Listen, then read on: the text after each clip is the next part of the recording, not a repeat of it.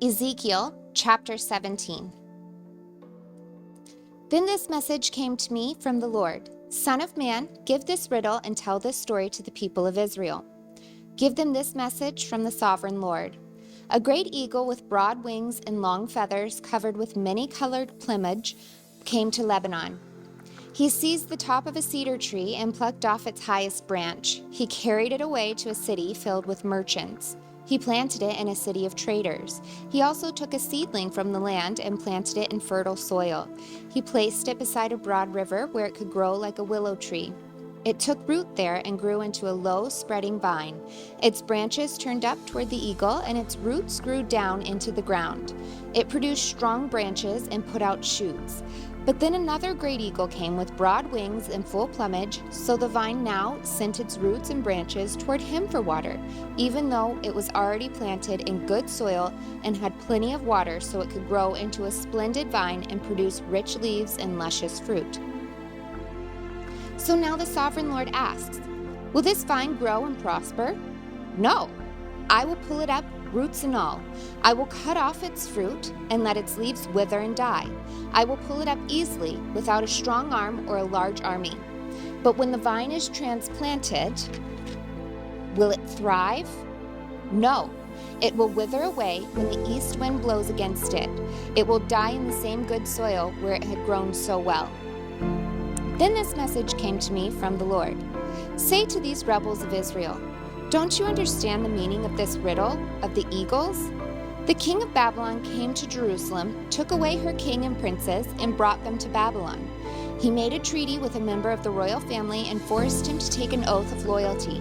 He also exiled Israel's most influential leaders, so Israel would not become strong again and revolt.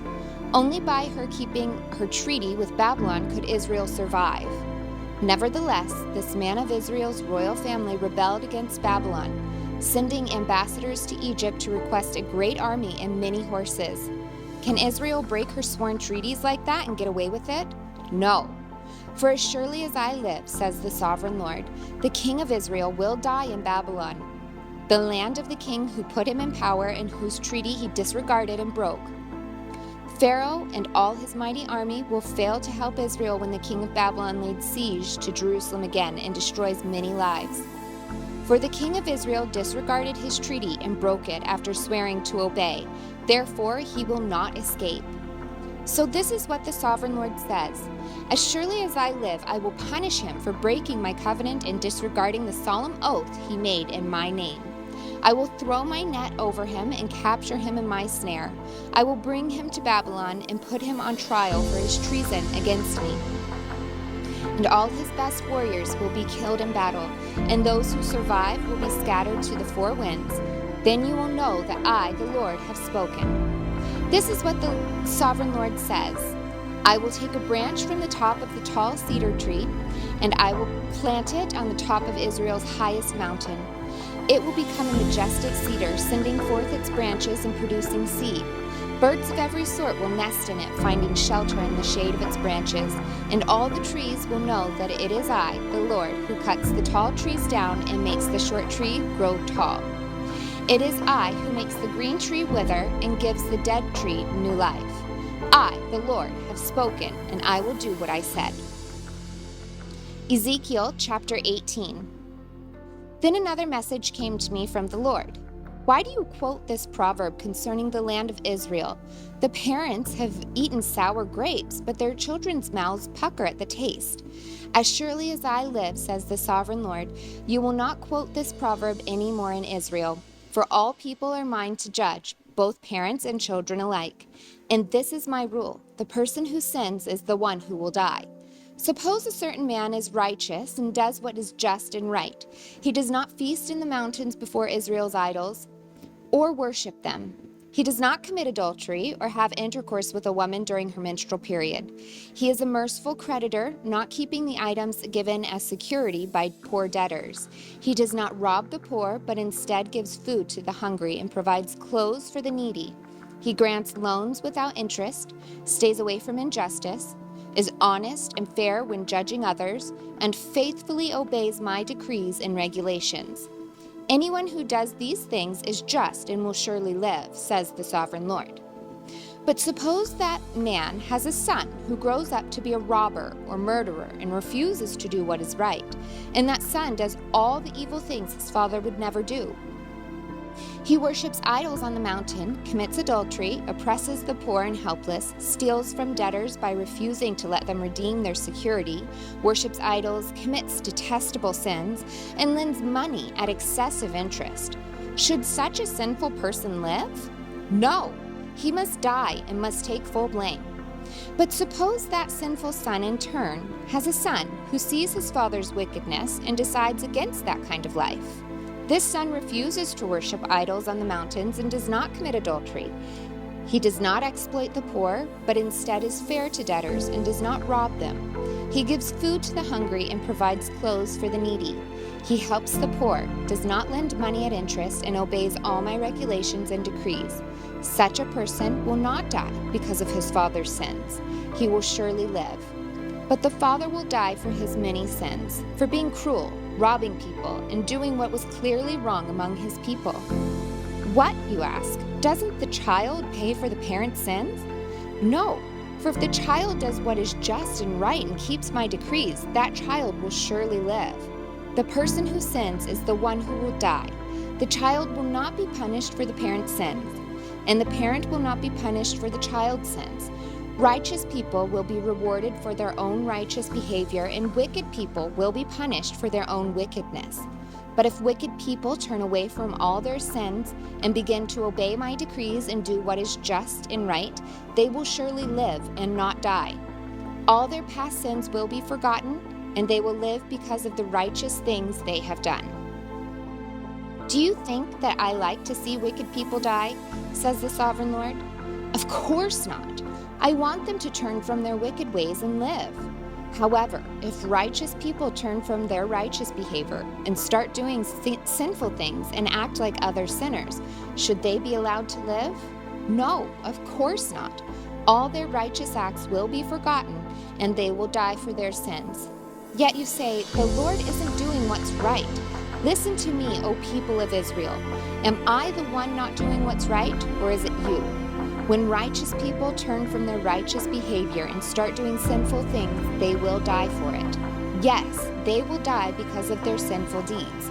And if wicked people turn from their wickedness, obey the law, do what is just and right, they will live, they will save their lives. They will live because they thought it over and decided to turn from their sins. Such people will not die. And yet the people of Israel keep saying, the Lord isn't doing what's right. O people of Israel, it is you who are not doing what's right, not I. Therefore, I will judge each of you, O people of Israel, according to your actions, says the sovereign Lord. Repent and turn from your sins. Don't let them destroy you. Put all your rebellion behind you and find yourselves a new heart and a new spirit. For why should you die, O people of Israel? I don't want you to die, says the sovereign Lord. Turn back and live. Ezekiel chapter 19.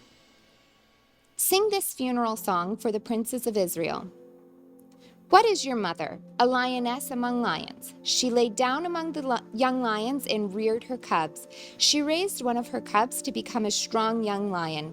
He learned to hunt and devour prey, and he became a man-eater. Then the nations heard about him, and he was trapped in their pit. They led him away with hooks to the land of Egypt. When the lioness saw that her hopes for him were gone, she took another of her cubs and taught him to be a strong young lion. He prowled among the other lions and stood out among them in his strength. He learned to hunt and devour prey, and he too became a man-eater. He demolished fortresses and destroyed their towns and cities. Their farms were desolated, and their crops were destroyed. Their land and people trembled in fear when they heard him roar. Then the armies of the nations attacked him, surrounding him from every direction. They threw a net over him and captured him in their pit. With hooks they dragged him into a cage and brought him before the king of Babylon. They held him in captivity so his voice could never be heard on the mountains of Israel. Your mother was like a vine, planted by the water's edge. It had lush green foliage because of the abundant water. Its branches became strong enough to be rulers' scepters. It grew very tall, towering above others. It stood out because of all its height and its many lush branches. But the vine was uprooted in fury and thrown down to the ground. The desert wind dried up its fruit and tore off its strong branches so that it withered and was destroyed by fire. Now the vine is transplanted to the wilderness, where the ground is hard and dry. A fire has burst out from its branches and devoured its fruit. Its remaining limbs are not strong enough to be a ruler's scepter. This is a funeral song, and it will be used in a funeral. Ezekiel chapter 20. On August 14th, during the 7th year of King Jehoiakim's captivity, some of the leaders of Israel came to request a message from the Lord. They sat down in front of me to wait for his reply. Then this message came to me from the Lord. Son of man, tell the leaders of Israel, this is what the sovereign Lord says. How dare you come to ask me for a message? As surely as I live, says the sovereign Lord, I will tell you nothing. Son of man, bring charges against them and condemn them. Make them realize how detestable the sins of their ancestors really were. Give them this message from the sovereign Lord. When I chose Israel, when I revealed myself to the descendants of Jacob in Egypt, I took a solemn oath that I, the Lord, would be their God. I took a solemn oath that day that I would bring them out of Egypt to a land I had discovered and explored for them, a good land, a land flowing with milk and honey, the best of all lands anywhere. Then I said to them, each of you get rid of the vile images you are so obsessed with. Do not defile yourselves with idols of Egypt, for I am the Lord your God. But they rebelled against me and would not listen. They did not get rid of the vile images they were obsessed with, or forsake the idols of Egypt. Then I threatened to pour out my fury on them, to satisfy my anger while they were still in Egypt. But I didn't do it, for I acted to protect the honor of my name. I would not allow shame to be brought on my name among the surrounding nations who saw me reveal myself by bringing the Israelites out of Egypt. So I brought them out of Egypt and led them into the wilderness. There I gave them my decrees and regulations so they could find life by keeping them. And I gave them my Sabbath days of rest as a sign between them and me. It was to remind them I am the Lord, who had set them apart to be holy. But the people of Israel rebelled against me, and they refused to obey my decrees there in the wilderness. They wouldn't obey my regulations, even though obedience would have given them life. They also violated my Sabbath days, so I threatened to pour out my fury on them and made plans to utterly consume them in the wilderness. But again, I held back in order to protect the honor of my name before the nations who had seen my power in bringing Israel out of Egypt. But I took a solemn oath against them in the wilderness. I swore I would not bring them into the land I had given them, a land flowing with milk and honey, the most beautiful place on earth, for they had rejected my regulations, refused to follow my decrees, and violated my Sabbath days. Their hearts were given to their idols. Nevertheless, I took pity on them and held back from destroying them in the wilderness. Then I warned their children not to follow in their parents' footsteps, defiling themselves with their idols. I am the Lord your God, I told them. Follow my decrees, pay attention to my regulations, and keep my Sabbath days holy, for they are assigned to remind you that I am the Lord your God. But their children too rebelled against me. They refused to keep my decrees and follow my regulations, even though obedience would have given them life. And they also violated my Sabbath days. So again, I threatened to pour out my fury on them in the wilderness. Nevertheless, I withdrew my judgment against them to protect the honor of my name before the nations that had seen my power in bringing them out of Egypt. But I took a solemn oath against them in the wilderness. I swore I would scatter them among all the nations, because they did not obey my regulations. They scorned my decrees by violating my Sabbath days and longing for the idols of their ancestors. I gave them over to worthless decrees and regulations that would not lead to life. I let them pollute themselves with the very gifts I had given them, and I allowed them to give their firstborn children as offerings to their gods, so I might devastate them and remind them that I alone am the Lord. Therefore, Son of man, Give the people of Israel this message from the sovereign Lord. Your ancestors continued to blaspheme and betray me. For when I brought them into the land, I had promised them they offered sacrifices on every hill and under every green tree they saw. They roused my fury as they offered up sacrifices to their gods. They brought their perfumes and incense and poured out their liquid offerings to them. I said to them, "What is this high place where you are going?" This kind of pagan shrine has been called Bama, high place, ever since. Therefore, give the people of Israel this message from the sovereign Lord. Do you plan to pollute yourselves just as your ancestors did? Do you intend to keep prostituting yourselves by worshiping vile images? For when you offer gifts to them and give your little children to be burned as sacrifices, you continue to pollute yourselves with idols to this day. Should I allow you to ask for a message from me, O people of Israel? As surely as I live, says the sovereign Lord, I will tell you nothing. You say, "We want to be like the nations all around us who serve idols of wood and stone." But what you have in mind will never happen. As surely as I live, says the sovereign Lord, I will rule over you with an iron fist in great anger and with awesome power. And in anger I will reach out with my strong hand and powerful arm, and I will bring you back from the lands where you are scattered. I will bring you into the wilderness of the nations, and there I will judge you face to face. I will judge you there just as I did your ancestors in the wilderness after bringing them out of Egypt, says the sovereign Lord. I will examine you carefully and hold you to the terms of covenant. I will purge you of all those who rebel and revolt against me. I will bring them out of the countries where they are in exile, but they will never enter the land of Israel. Then you will know that I am the Lord. As for you, O people of Israel, this is what the sovereign Lord says. Go right ahead and worship your idols, but sooner or later, you will obey me and will stop bringing shame on my holy name by worshiping idols. For on my holy mountain, the great mountain of Israel, says the sovereign Lord, the people of Israel will someday worship me, and I will accept them. There I will require that you bring me all your offerings and choice gifts and sacrifices. When I bring you home from exile, you will be like a pleasing sacrifice to me, and I will display my holiness through you as all the nations watch. Then, when I have brought you home to the land I promised with a solemn oath to give to your ancestors, you will know that I am the Lord. You will look back on the ways you defiled yourselves, and you will hate yourselves because of the evil you have done. You will know that I am the Lord, O people of Israel, when I have honored my name by treating you mercifully in spite of your wickedness. I, the sovereign Lord, have spoken. Then this message came to me from the Lord. Son of man, turn and face the south and speak out against it. Prophesy against the brushlands of the Negev. Tell the southern wilderness, this is what the sovereign Lord says. Hear the word of the Lord. I will set you on fire, and every tree, both green and dry, will be burned. The terrible flames will not be quenched and will scorch everything from south to north.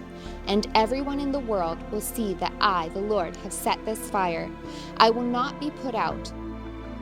Then I said, O sovereign Lord, they are saying of me, he only talks in riddles. Ezekiel chapter 21. Then this message came to me from the Lord. Son of man, turn and face Jerusalem and prophesy against Israel and her sanctuaries. Tell her, this is what the Lord says. I am your enemy, O Israel, and I am about to unsheath my sword to destroy your people, the righteous and the wicked alike. Yes, I will cut off both the righteous and the wicked. I will draw my sword against everyone in the land from south to north. Everyone in the world will know that I am the Lord. My sword is in my hand, and it will not return to its sheath until its work is finished. Son of man, groan before the people. Groan before them with bitter anguish and a broken heart. When they ask why you are groaning, tell them, I groan because of the terrifying news I have heard. When it comes true, the boldest heart will melt with fear, and all strength will disappear. Every spirit will faint, strong knees will become as weak as water, and the sovereign Lord says, it is coming, it is on its way. Then the Lord said to me, Son of man, give the people this message from the Lord. A sword is being sharpened and polished. It is sharpened for terrible slaughter and polished to flash like lightning. Now will you laugh? Those far stronger than you have fallen beneath its power. Yes, the sword is now being sharpened and polished. It is being prepared for the executioner. Son of man, cry out and wail. Pound your thighs in anguish. For that sword will slaughter my people and their leaders. Everyone will die. It will put them all to the test. What chance do they have, says the sovereign Lord? Son of man, prophesy to them and clap your hands. Then take the sword and brandish it twice, even 3 times, to symbolize the great massacre facing them on every side. Let their hearts melt with terror, for the sword glitters at every gate. It flashes like lightning, and it's polished for slaughter. O sword, slash to the right, then slash to the left, wherever you will, wherever you want. I too will clap my hands, and I will satisfy my fury. I, the Lord, have spoken. Then this message came to me from the Lord. Son of man, make a map and trace 2 routes on it for the sword of Babylon's king to follow. Put a signpost on the road that comes out of Babylon, where the road forks into 2. One road going to Ammon and its capital, Rabbah, and the other to Judah and the fortified Jerusalem. The king of Babylon now stands at the fork, uncertain whether to attack Jerusalem or Rabbah. He calls his magicians to look for omens. They cast lots by shaking arrows from the quiver. They inspect the livers of animal sacrifices. The omen is right in his right hand says, Jerusalem. With battering rams, his soldiers will go against the gates, shouting for the kill. They will put up siege toward towers and build ramps against the walls. The people of Jerusalem will think it is a false omen because of their treaty with the Babylonians.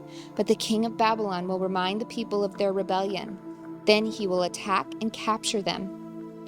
Therefore, this is what the sovereign Lord says. Again and again you remind me your sin and your guilt. You don't even try to hide it. In everything you do, your sins are obvious for all to see. So now the time of your punishment has come. O you corrupt and wicked prince of Israel, for your final day of reckoning is here. This is what the sovereign Lord says. Take off your jeweled crown, for the old order changes. Now the lowly will be exalted, and the mighty will be brought down. Destruction, destruction! I will surely destroy the kingdom, and it will not be restored until the one appears, who has the right to judge it. Then I will hand it over to him. And now, Son of man, prophesy concerning the Ammonites and their mockery. Give them this message from the sovereign Lord. A sword is drawn for your slaughter. It is polished to destroy, flashing like lightning. Your prophets have given false visions, and your fortune tellers have told lies. The sword will fall on the necks of the wicked, for whom the day of final reckoning has come. Now return the sword to its sheath, for in your own country, the land of your birth, I will pass judgment upon you. I will pour out my fury on you and blow on you with the fire of my anger. I will hand you over to cruel men who are skilled in destruction. You will be fuel for the fire, and your blood will be spilled in your own land. You will be utterly wiped out, your memory lost to history, for I, the Lord, have spoken. Ezekiel chapter 22. Now this message came to me from the Lord. Son of man, are you ready to judge Jerusalem? Are you ready to judge this city of murderers? Publicly denounce her detestable sins and give her this message from the sovereign Lord. O city of murderers, doomed and damned, city of idols, filthy and foul, you are guilty because of the blood you have shed. You are defiled because of the idols you have made. Your day of destruction has come. You have reached the end of your years. I will make you an object of mockery throughout the world. O infamous city, filled with confusion, you will be mocked by people far and near. Every leader in Israel who lives within your walls is bent on murder. Fathers and mothers are treated with contempt. Foreigners are forced to pay for protection. Orphans and widows are wronged and oppressed among you. You despise my holy things and violate my Sabbath days of rest. People accuse others falsely and send them to their death. You are filled with idol worshippers and people who do obscene things. Men sleep with their fathers' wives and force themselves on women who are menstruating. Within your walls live men who commit adultery with their neighbors' wives, who defile their daughters-in-law, or who rape their own sisters. There are hired murderers, loan racketeers, and extortioners everywhere. They never even think of me and my commands, says the sovereign Lord. But now I clap my hands in indignation over your dishonest gain and bloodshed. How strong and courageous will you be in my day of reckoning? I, the Lord, have spoken, and I will do what I said. I will scatter you among the nations and purge you of your wickedness. And when I have been dishonored among the nations because of you, you will know that I am the Lord. Then this message came to me from the Lord. Son of man, the people of Israel are the worthless slag that remains after silver is smelted. They are the dross that is left over, a useless mixture of copper, tin, iron, and lead. So tell them, this is what the sovereign Lord says. Because you are all worthless slag, I will bring you my crucible in Jerusalem. Just as silver, copper, iron, lead, and tin are melted down in a furnace, I will melt you down in the heat of my fury. I will gather you together and blow the fire of my anger upon you, and you will melt like silver in fierce heat. Then you will know that I, the Lord, have poured out my fury on you. Again a message came to me from the Lord. Son of man, give the people of Israel this message. In the day of my indignation, you will be like polluted land, a land without rain. Your princes plot conspiracies just as lions stalk their prey. They devour innocent people, seizing treasures and extorting wealth. They make many widows in the land. Your priests have violated my instructions and defiled my holy things. They make no distinction between what is holy and what is not. And they do not teach my people the difference between what is ceremonially unclean and clean. They disregard my Sabbath days so that I am dishonored among them. Your leaders are like wolves who tear apart their victims. They actually destroy people's lives for money. And your prophets cover up for them by announcing false visions and making lying predictions. They say, my message is from the sovereign Lord, when the Lord hasn't spoken a single word to them. Even common people oppress the poor, rob the needy, and deprive foreigners of justice. I looked for someone who might rebuild the wall of righteousness that guards the land. I searched for someone to stand in the gap in the wall so I wouldn't have to destroy the land, but I found no one. So now I will pour out my fury on them, consuming them with fire of my anger. I will heap on their heads the full penalty for all of their sins. I, the sovereign Lord, have spoken. Ezekiel chapter 23. This message came to me from the Lord. Son of man, once there were two sisters who were daughters of the same mother. They became prostitutes in Egypt. Even as young girls, they allowed men to fondle their breasts. The older girl was named Aholah, and her sister was named Oholibah.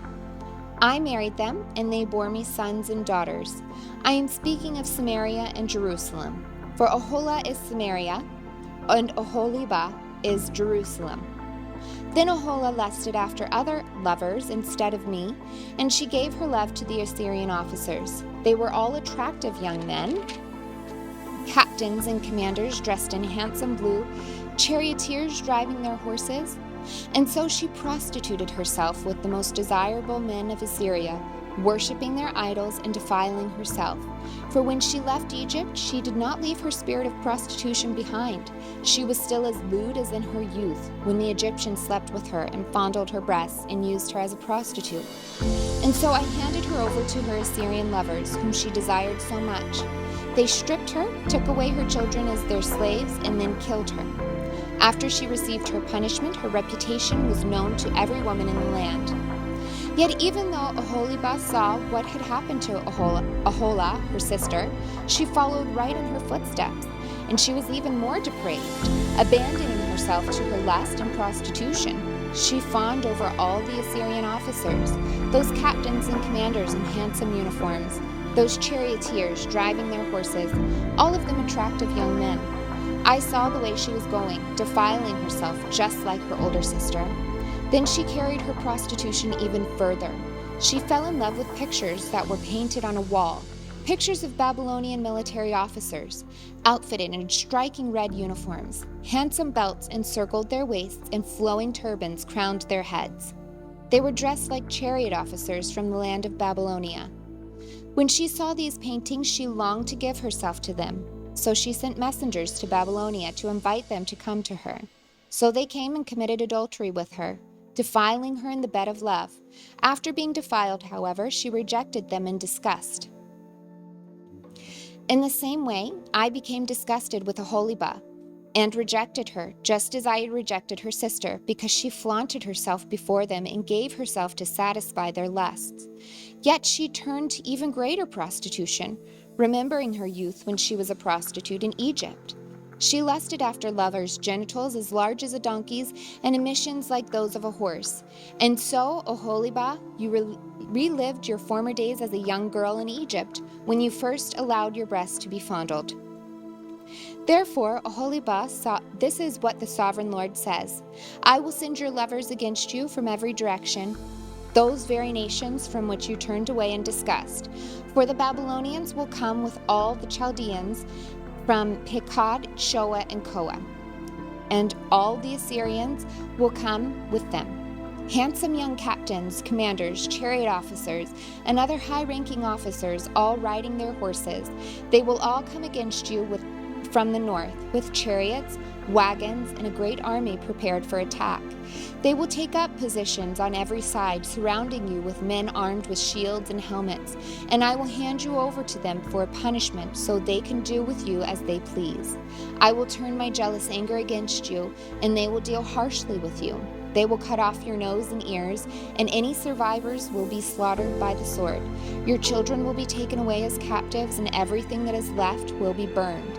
They will strip you of your beautiful clothes and jewels. In this way, I will put a stop to the lewdness and prostitution you brought from Egypt. You will never again cast longing eyes on those things or fondly remember your time in Egypt. For this is what the sovereign Lord says: I will surely hand you over to your enemies, to those you loathe, those you rejected. They will treat you with hatred and rob you of all you own, leaving you stark naked. The shame of your prostitution will be exposed to all the world. You brought all this on yourself by prostituting yourself to other nations, defiling yourself with all their idols. Because you have followed in your sister's footsteps, I will force you to drink from the same cup of terror she drank. Yes, this is what the sovereign Lord says: you will drink from your sister's cup of terror, a cup that is large and deep. It is filled to the brim with scorn and derision. Drunkenness and anguish will fill you, for your cup is filled to the brim with distress and desolation, the same cup your sister Samaria drank. You will drain that cup of terror to the very bottom. Then you will smash it to pieces and beat your breast in anguish. I, the sovereign Lord, have spoken. And because you have forgotten me and turned your back on me, this is what the sovereign Lord says: you must bear the consequences of all your lewdness and prostitution.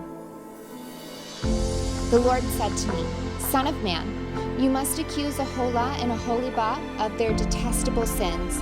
They have committed both adultery and murder, adultery by worshiping idols, and murder by burning sacrifices, the children they bore to me. Furthermore, they have defiled my temple and violated my Sabbath day. On the very day that they sacrificed their children to their idols, they boldly came into my temple to worship. They came in and defiled my house. You sisters sent messengers to distant lands to get men. Then when they arrived, you bathed yourselves, painted your eyelids, and put on your finest jewels for them. You sat with them on beautifully embroidered couches, and put my incense and special oil on a table that was spread before you. From your room came the sound of many men carousing. They were lustful men and drunkards from the wilderness, who put bracelets on your wrist and beautiful crowns on your head. Then I said, if they really want to have sex with old, worn-out prostitutes like these, let them. And that is what they did. They had sex with Oholah and Oholibah, these shameless prostitutes. But righteous people will judge these sister cities for what they really are, adulterers and murderers. Now this is what the sovereign Lord says: Bring an army against them and hand them over to be terrorized and plundered, for their enemies will stone them and kill them with swords. They will butcher their sons and daughters and burn their homes. In this way, I will put an end to lewdness and idolatry in the land, and my judgment will be a warning to all women not to follow your wicked example. You will be fully repaid for all of your prostitution, your worship of idols. Yes, you will suffer the full penalty. Then you will know that I am the sovereign Lord. Ezekiel chapter 24. On January 15th, during the 9th year of King Jehoiakim's captivity, this message came to me from the Lord. Son of man, write down today's date, because of this very day the king of Babylon is beginning his attack against Jerusalem. Then give these rebels an illustration with this message from the sovereign Lord. Put a pot on the fire and pour in some water. Fill it with choice pieces of meat, the rump and the shoulder, and all the most tender cuts. Use only the best sheep from the flock and heap fuel on the fire beneath the pot. Bring the pot to boil and cook the bones along with the meat. Now this is what the sovereign Lord says. What sorrow awaits Jerusalem, the city of murderers? She is a cooking pot whose corruption can't be cleaned out. Take the meat out in random order, for no piece is better than another. For the blood of her murders is splashed on the rocks. It isn't even spilled on the ground where the dust could cover it. So I will splash her blood on a rock for all to see, an expression of my anger and vengeance against her. This is what the sovereign Lord says. What sorrow awaits Jerusalem, the city of murderers? I myself will pile up the fuel beneath her. Yes, heap on the wood. Let the fire roar to make the pot boil. Cook the meat with many spices, and afterward burn the bones. Now set the empty pot on the coals. Heat in red hot. Burn away the filth and corruption. But it's hopeless. The corruption can't be cleaned out. So throw it into the fire. Your impurity is your lewdness, and corruption of your idolatry. I tried to cleanse you, but you refused. So now you will remain in your filth until my fury against you has been satisfied. I, the Lord, have spoken. The time has come, and I won't hold back. I will not change my mind, and I will have no pity on you. You will be judged on the basis of all your wicked actions, says the sovereign Lord. Then this message came to me from the Lord. Son of man, with one blow I will take away your dearest treasure. Yet you must not show any sorrow at her death. Do not weep. Let there be no tears. Groan silently, but let there be no wailing at her grave. Do not uncover your head or take off your sandals. Do not perform the usual rituals of mourning or accept any food brought to you by consoling friends. So I proclaimed this to the people the next morning, and in the evening my wife died. The next morning I did everything I had been told to do. Then the people asked, "What does all this mean? What are you trying to tell us?" So I said to them, "A message came to me from the Lord, and I was told to give this message to the people of Israel. This is what the sovereign Lord says. I will defile my temple, the source of your security and pride, the place your heart delights. Your sons and daughters whom you left behind in Judah will be slaughtered by the sword. Then you will do as Ezekiel has done. You will not mourn in public or console yourselves by eating the food brought by friends. Your heads will remain covered and your sandals will not be taken off. You will not mourn or weep, but you will waste away because of all your sins. You will groan among yourselves for all the evil you have done. Ezekiel is an example for you. You will do just as he has done, and when that time comes, you will know that I am the sovereign Lord."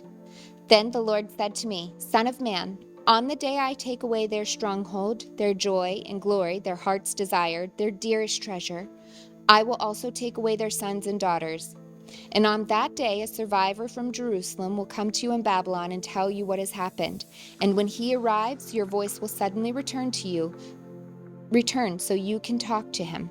And you will be a symbol for these people. Then they will know that I am the Lord." Ezekiel chapter 25. Then this message came to me from the Lord. Son of man, turn and face the land of Ammon and prophesy against its people. Give the Ammonites this message from the sovereign Lord. Hear the word of the sovereign Lord. Because you cheered when my temple was defiled, mocked Israel in her desolation, and laughed at Judah as she went away into exile, I will allow nomads from the eastern deserts to overrun your country. They will set up their camps among you and pitch their tents on your land.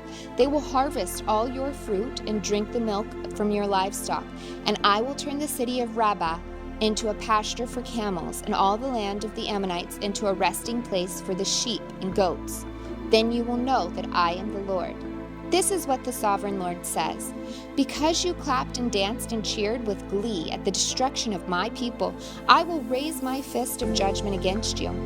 I will give you as plunder to many nations. I will cut you off from being a nation and destroy you completely. You will know that I am the Lord. This is what the sovereign Lord says. Because the people of Moab have said that Judah is just like all the other nations, I will open up their eastern flank and wipe out their glorious frontier towns, Beth Jeshimoth, Baal-meon, and Kirithaim. And I will hand Moab over to nomads from the eastern deserts, just as I handed over Ammon.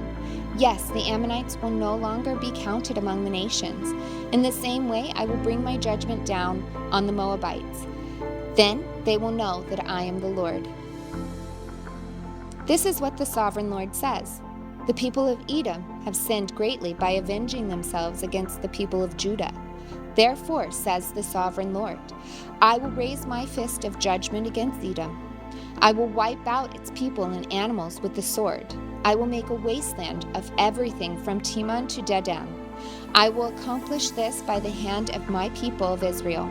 They will carry out my vengeance with anger, and Edom will know that this vengeance is from me. I, the sovereign Lord, have spoken.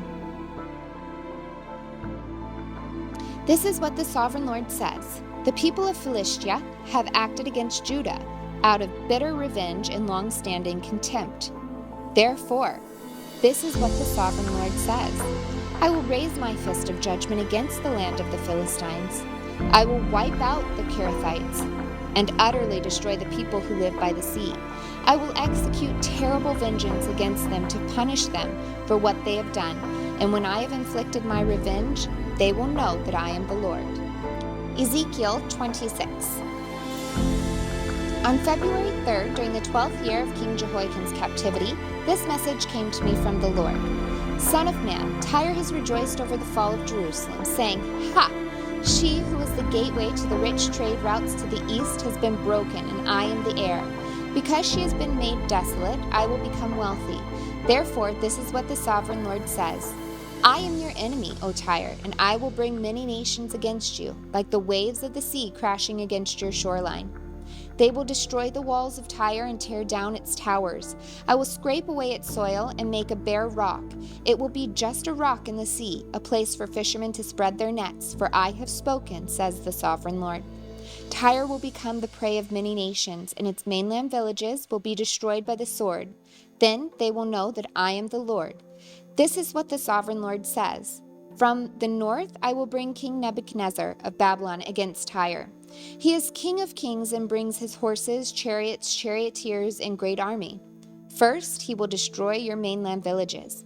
Then he will attack you by building a siege wall, constructing a ramp, and raising a roof of shields against you. He will pound your walls with battering rams and demolish your towers with sledgehammers. The hooves of his horses will choke the city with dust, and the noise of the charioteers and chariot wheels will shake your walls as they storm through your broken gates. His horsemen will trample through every street in the city. They will butcher your people, and your strong pillars will topple. They will plunder all your riches and merchandise and break down your walls.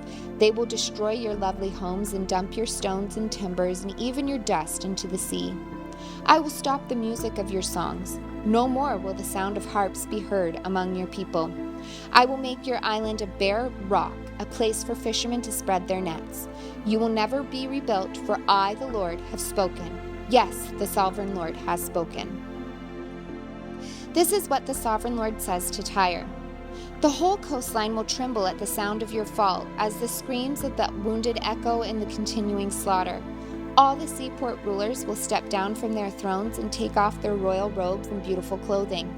They will sit on the ground trembling with horror at your destruction. They will wail for you, singing this funeral song. O famous island city, once ruler of the sea, how you have been destroyed. Your people with their naval power once spread fear around the world. Now the coastlands tremble at your fall. The islands are dismayed as you disappear. This is what the Sovereign Lord says.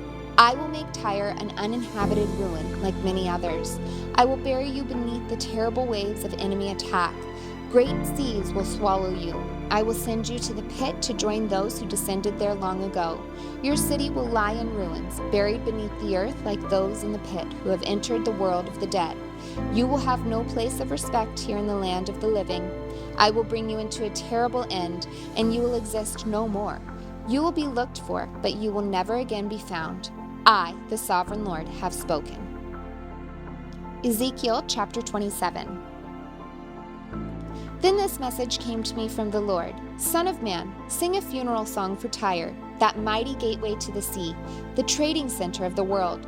Give Tyre this message from the Sovereign Lord. You boasted, O Tyre, my beauty is perfect. You extended your boundaries into the sea. Your builders made your beauty perfect. You were like a great ship, built of the finest cypress from Sinir. They took a cedar from Lebanon to make a mast for you. They carved your oars from the oaks of Bashan.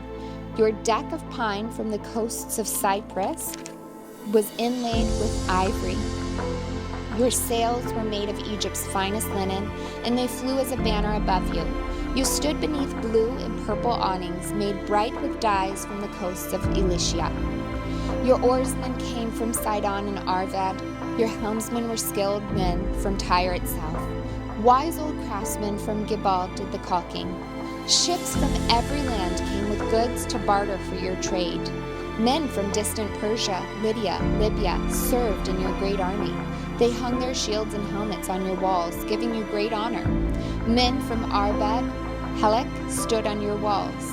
Your towers were manned by men from Gamad. Their shields hung on your walls, completing your beauty. Tarshish sent merchants to buy your wares in exchange for silver, iron, tin, and lead. Merchants from Greece, Tubal, Meshech brought slaves and articles of bronze to trade with you. From Beth Togarmah came riding horses, chariot horses, and mules, all in exchange for your goods. Merchants came to you from Dedan. Numerous coastlands were your captive markets. They brought payment in ivory tusks and ebony wood. Syria sent merchants to buy your rich variety of goods. They traded turquoise, purple dyes, embroidery, fine linen, and jewelry of coral and rubies. Judah and Israel traded for your wares, offering wheat from Mineth figs, honey, olive oil, and balm. Damascus sent merchants to buy your rich variety of goods, bringing wine from Helban and white wool from Zehar. Greeks from Usal came to trade your merchandise. Wrought iron, cassia, and fragrant calamus were bartered for your wares. Dedan sent merchants to trade their expensive saddle blankets with you. The Arabians and princes of Kedar sent merchants to trade lambs and rams and male goats in exchange for your goods. The merchants of Sheba, Ramah came with all kinds of spices, jewels, and gold in exchange for your wares. Haran, Kenah, Eden, Sheba, Assur, and Kilmad came with their merchandise too. They brought choice fabrics to trade, blue cloth, embroidery, and multicolored carpets rolled up and bound with cords. The ships of Tarshish were your ocean caravans. Your island warehouse was filled to the brim. But look, your oarsmen have taken you into stormy seas. A mighty eastern gale has wrecked you in the heart of the sea. Everything is lost. Your riches and wares, your sailors and pilots, your shipbuilders, merchants, and warriors. On the day of your ruin, everyone on board sinks into the depths of the sea. Your cities by the sea tremble as your pilots cry out in terror. All the oarsmen abandon their ships. The sailors and pilots stand on the shore. They cry aloud over you and weep bitterly. They throw dust on their heads and roll in the ashes. They shave their heads in grief for you and dress themselves in burlap. They weep for you with bitter anguish and deep mourning. As they wail and mourn over you, they sing this sad funeral song. Was there ever such a city as Tyre, now silent at the bottom of the sea? The merchandise you traded satisfied the desires of many nations. Kings at the ends of the earth were enriched by your trade. Now you are a wrecked ship, broken at the bottom of the sea. All your merchandise and crew have gone down with you. All who live along the coastlands are appalled at your terrible fate. Their kings are filled with horror and look on the twisted faces. The merchants among the nations shake their heads at the sight of you, for you have come to a horrible end and will exist no more. Ezekiel chapter 28. Then this message came to me from the Lord. Son of man, give the prince of Tyre this message from the sovereign Lord. In your great pride you claim, I am a god. I sit on a divine throne in the heart of the sea. But you are only a man and not a god, though you boast that you are a god. You regard yourself as wiser than Daniel, and think no secret is hidden from you. With your wisdom and understanding you have amassed great wealth, gold and silver for your treasuries. Yes, your wisdom has made you very rich, and your riches have made you very proud. Therefore, this is what the sovereign Lord says. Because you think you are as wise as a god, I will now bring against you a foreign army, the terror of the nations. They will draw their swords against your marvelous wisdom and defile your splendor. They will bring you down to the pit, and you will die in the heart of the sea, pierced with many wounds. Will you then boast, I am a god, to those who kill you? To them you will be no god, but merely a man. You will die like an outcast at the hands of foreigners. I, the sovereign Lord, have spoken. Then this message came to me from the Lord. Son of man, sing this funeral song for the king of Tyre. Give him this message from the sovereign Lord. You were the model of perfection, full of wisdom and exquisite in beauty. You were in Eden, the garden of God. Your clothing was adorned with every precious stone, red carnelian, pale green peridot, white moonstone, blue-green beryl, onyx, green jasper, blue lapis lazuli, turquoise, and emerald, all beautifully crafted for you and set in the finest gold. They were given to you on the day you were created. I ordained and anointed you as the mighty angelic guardian. You had access to the holy mountain of God and walked among the stones of fire. You were blameless in all you did from the day that you were created until the day evil was found in you. Your rich commerce led you to violence, and you sinned. So I banished you in disgrace from the mountain of God. I expelled you, O mighty guardian, from your place among the stones of fire. Your heart was filled with pride because of all your beauty. Your wisdom was corrupted by your love of splendor. So I threw you to the ground and exposed you to the curious gaze of kings. You defiled your sanctuaries with your many sins and your dishonest trade. So I brought fire out from within you, and it consumed you. I reduced you to ashes on the ground in the sight of all who were watching. All who knew you were appalled at your fate. You have come to a terrible end, and you will exist no more. Then another message came to me from the Lord. Son of man, turn and face the city of Sidon and prophesy against it. Give the people of Sidon this message from the sovereign Lord. I am your enemy, O Sidon, and I will reveal my glory by what I do to you.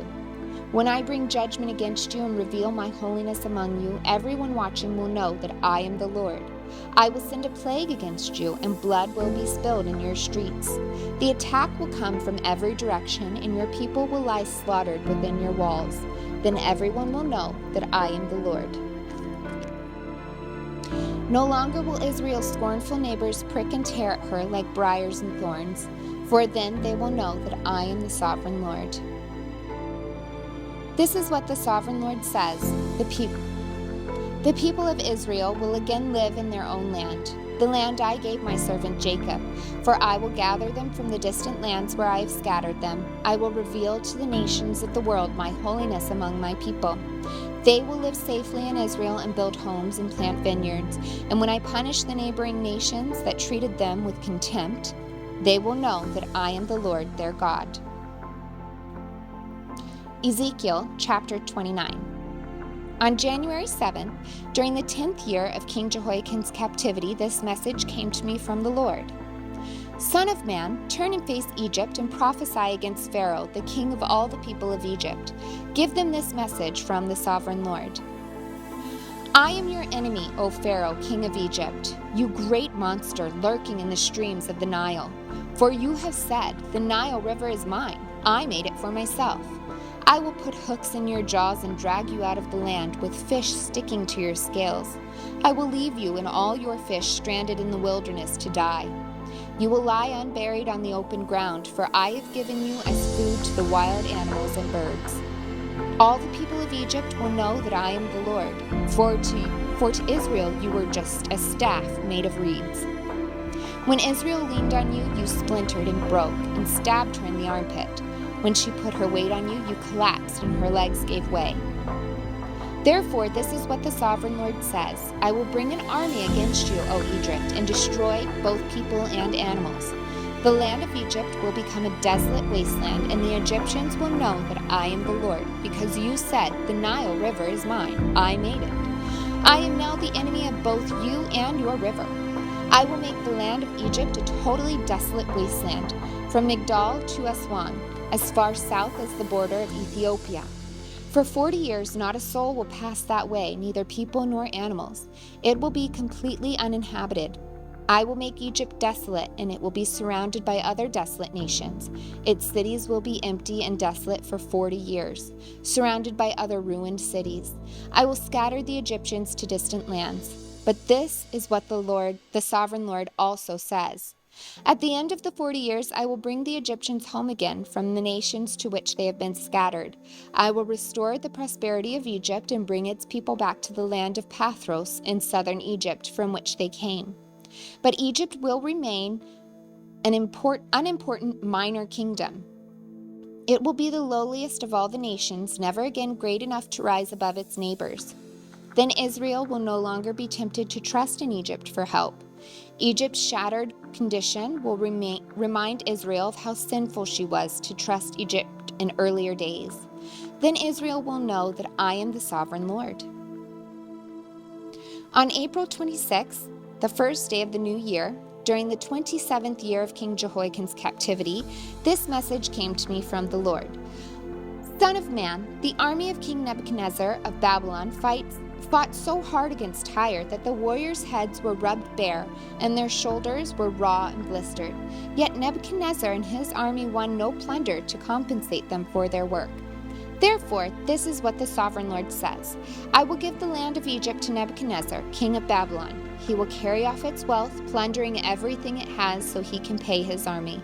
Yes, I have given him the land of Egypt as a reward for his work, says the sovereign Lord, because he was working for me when he destroyed Tyre. And the day will come when I will cause the ancient glory of Israel to revive, and then, Ezekiel, your words will be respected. Then they will know that I am the Lord. Ezekiel chapter 30. This is another message that came to me from the Lord. Son of man, prophesy and give this message from the sovereign Lord. Weep and wail for that day, for the terrible day is almost here, the day of the Lord. It is a day of clouds and gloom, a day of despair for the nations. A sword will come against Egypt, and those who are slaughtered will cover the ground. Its wealth will be carried away, and its foundations destroyed. The land of Ethiopia will be ravished. Ethiopia, Libya, Lydia, all Arabia, and all other allies will be destroyed in that war. For this is what the Lord says. All of Egypt's allies will fall, and the pride of her power will end. From Migdol to Aswan, they will be slaughtered by the sword, says the sovereign Lord.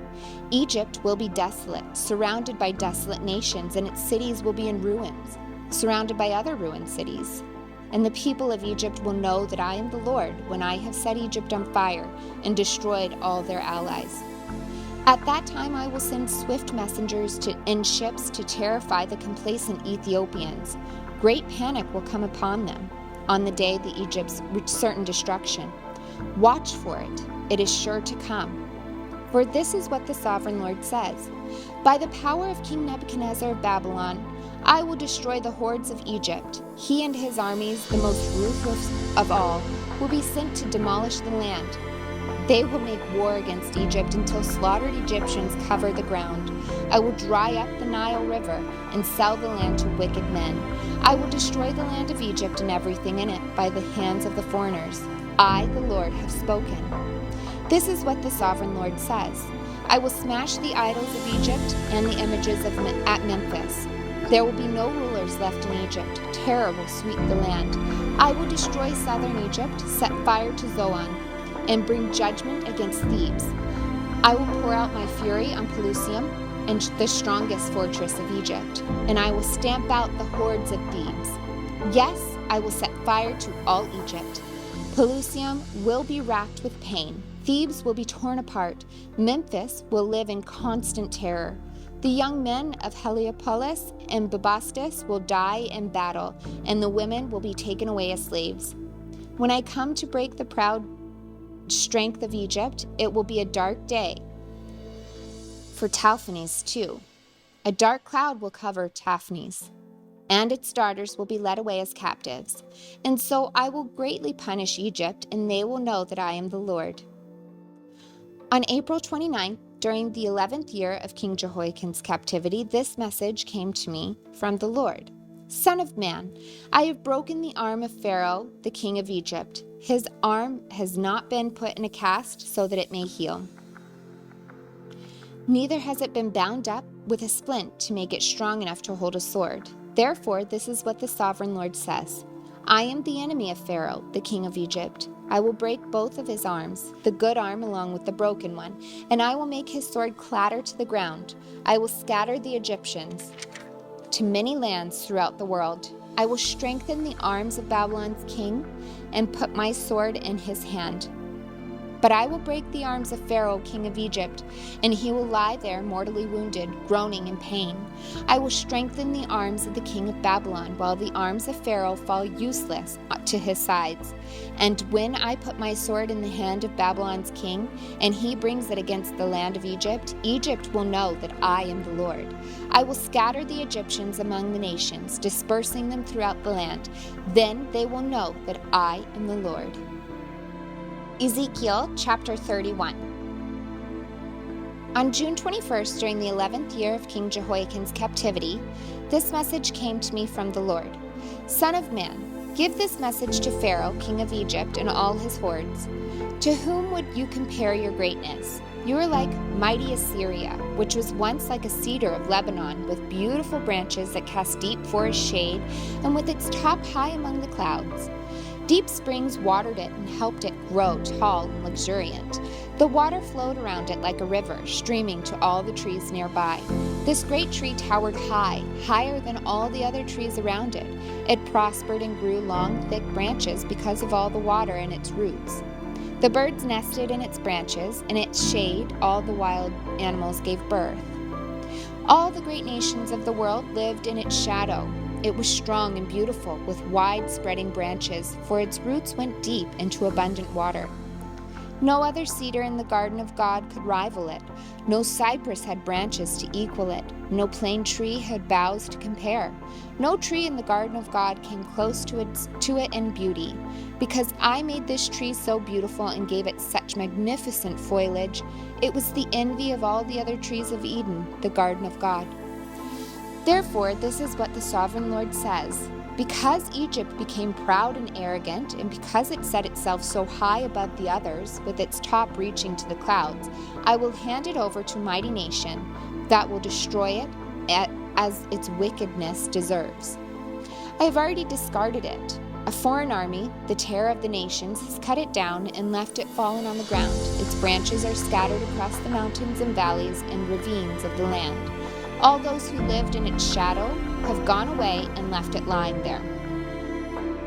The birds roost on its fallen trunk, and the wild animals lie among its branches. Let the tree of no other nation proudly exult in its own prosperity, though it be higher than the clouds and it be watered from the depths. For all are doomed to die, to go down to the depths of the earth. They will land in the pit along with everyone else on earth. This is what the sovereign Lord says. When Assyria went down to the grave, I made the deep springs mourn. I stopped its rivers and dried up its abundant water. I clothed Lebanon in black and caused the trees of the field to wilt. I made the nation shake with fear at the sound of its fall, for I sent it down to the grave with all the others who descend to the pit. And all the other proud trees of Eden, the most beautiful and the best of Lebanon, the ones whose roots went deep into the water, took comfort to find it there with them in the depths of the earth. Its allies, too, were all destroyed and had passed away. They had gone down to the grave, all those nations that had lived in its shade. O Egypt, to which of the trees of Eden will you compare your strength and glory? You too will be brought down to the depths with all these other nations. You will lie there among the outcasts who have died by the sword. This will be the fate of Pharaoh and all his hordes. I, the sovereign Lord, have spoken. Ezekiel chapter 32. On March 3rd, during the 12th year of King Jehoiakim's captivity, this message came to me from the Lord.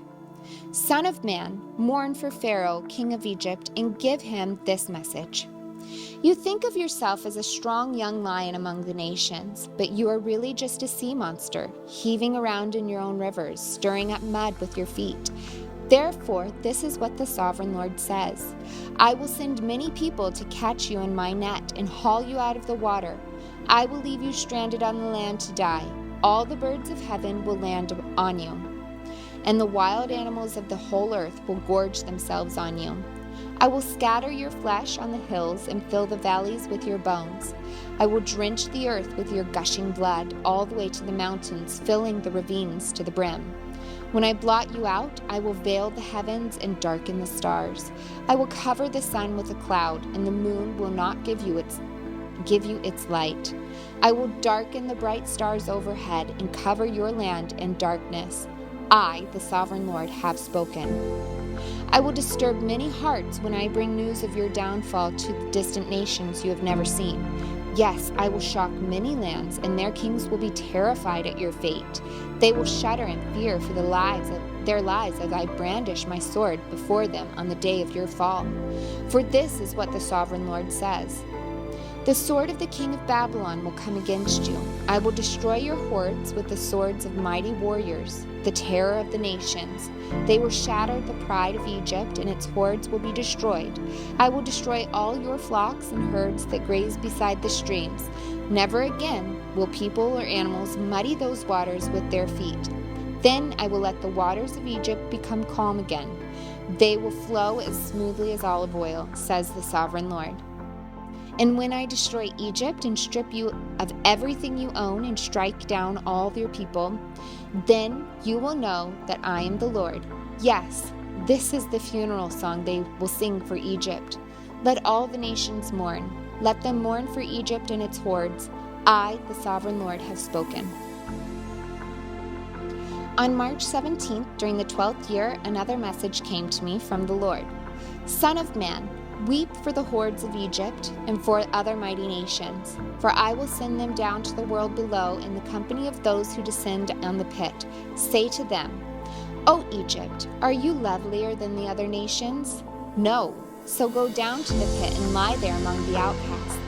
The Egyptians will fall with the many who have died by the sword, for the sword is drawn against them. Egypt and its hordes will be dragged away to their judgment. Down in the grave, mighty leaders will mockingly welcome Egypt and its allies, saying, They have come down. They lie down among the outcasts, hordes slaughtered by the sword. Assyria lies there surrounded by graves of its army, those who were slaughtered by the sword. Their graves are in the depths of the pit, and they are surrounded by their allies.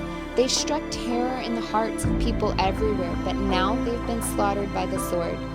Elam lies there surrounded by the graves of all its hordes, those who were slaughtered by the sword. They struck terror in the hearts of people everywhere, but now they have descended as outcasts to the world below. Now they lie in the pit and share the shame of those who have gone before them.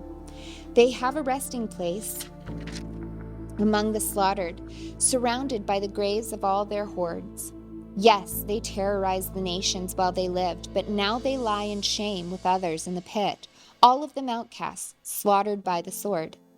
Meshach and Tubal are there, surrounded by the graves of all their hordes. They once struck terror in the hearts of people everywhere, but now they are outcasts, all slaughtered by the sword. They are not buried in honor like their fallen heroes who went down to the grave with their weapons, their shields covering their bodies and their swords beneath their heads. Their guilt rests upon them because they brought terror to everyone while they were still alive. You too, Egypt, will lie crushed and broken among the outcasts, all slaughtered by the sword. Edom is there with its kings and princes. Mighty as they were, they also lie among those slaughtered by the sword, with the outcasts who have gone down to the pit. All the princes of the north and the Sidonians are there with others who have died. Once a terror, they have been put to shame. They lie there as outcasts with others who were slaughtered by the sword. They share the shame of all who have descended to the pit. When Pharaoh and his entire army arrive, he will take comfort that he is not alone in having his hordes killed, says the sovereign Lord. Although I have caused his terror to fall upon all the living, Pharaoh and his hordes will lie there among the outcasts who were slaughtered by the sword. I, the sovereign Lord, have spoken. Ezekiel chapter 33. Once again, a message came to me from the Lord. Son of man, give your people this message. When I bring an army against a country, the people of that land choose one of their own to be a watchman. When the watchman sees the enemy coming, he sounds the alarm to warn the people.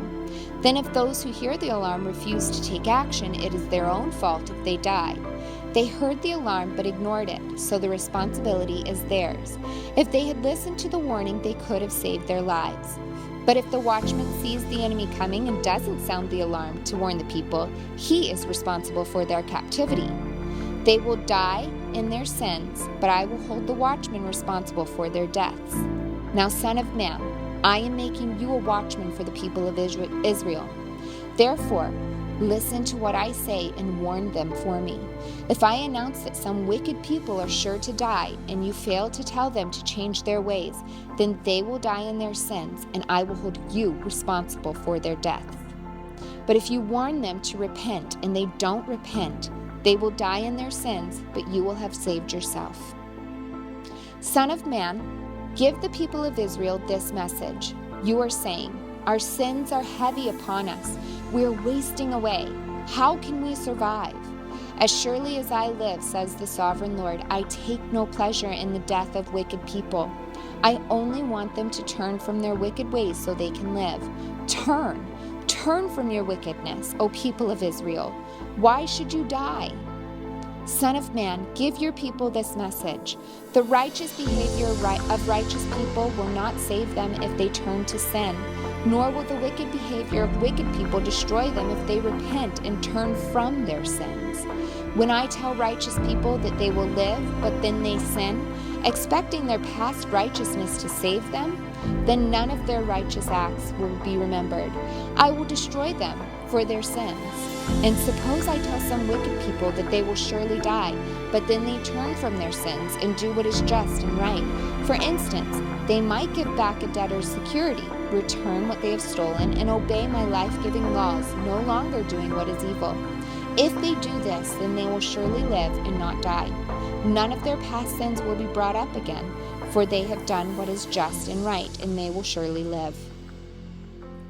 Your people are saying, the Lord isn't doing what's right, but it is they who are not doing what's right. For again I say, when righteous people turn away from their righteous behavior and turn to evil, they will die. But if wicked people turn from their wickedness and do what is just and right, they will live. O people of Israel, you are saying, the Lord isn't doing what is right, but I judge each of you according to your deeds. On January 8th, during the 12th year of our captivity, a survivor from Jerusalem came to me and said, the city has fallen. The previous evening, the Lord had taken hold of me and given me back my voice, so I was able to speak when this man arrived the next morning. Then this message came to me from the Lord. Son of man, the scattered remnants of Israel living among the ruined cities keep saying, Abraham was only one man, yet he gained possession of the entire land. We are many. Surely the land has been given to us as possession. So tell these people, This is what the sovereign Lord says. You eat meat with blood in it. You worship idols and you murder the innocent. Do you really think the land should be yours? Murderers, idolaters, adulterers, should the land belong to you? Say to them, this is what the sovereign Lord says. As surely as I live, those living in the ruins will die by the sword, and I will send the wild animals to eat those living in open fields. Those hiding in the forts and caves will die of disease. I will completely destroy the land and demolish her pride. Her arrogant power will come to an end. The mountains of Israel will be so desolate that no one will even travel through them. When I have completely destroyed the land because of their detestable sins, then they will know that I am the Lord. Son of man, your people talk about you in their houses and whisper about you at the doors. They say to each other, come on, let's go hear the prophet tell us what the Lord is saying. So my people come pretending to be sincere and sit before you. They listen to your words, but they have no intention of doing what you say. Their mouths are full of lustful words, and their hearts seek only after money. You are very entertaining to them, like someone who sings love songs with a beautiful voice or plays fine music on an instrument. They hear what you say, but they don't act on it.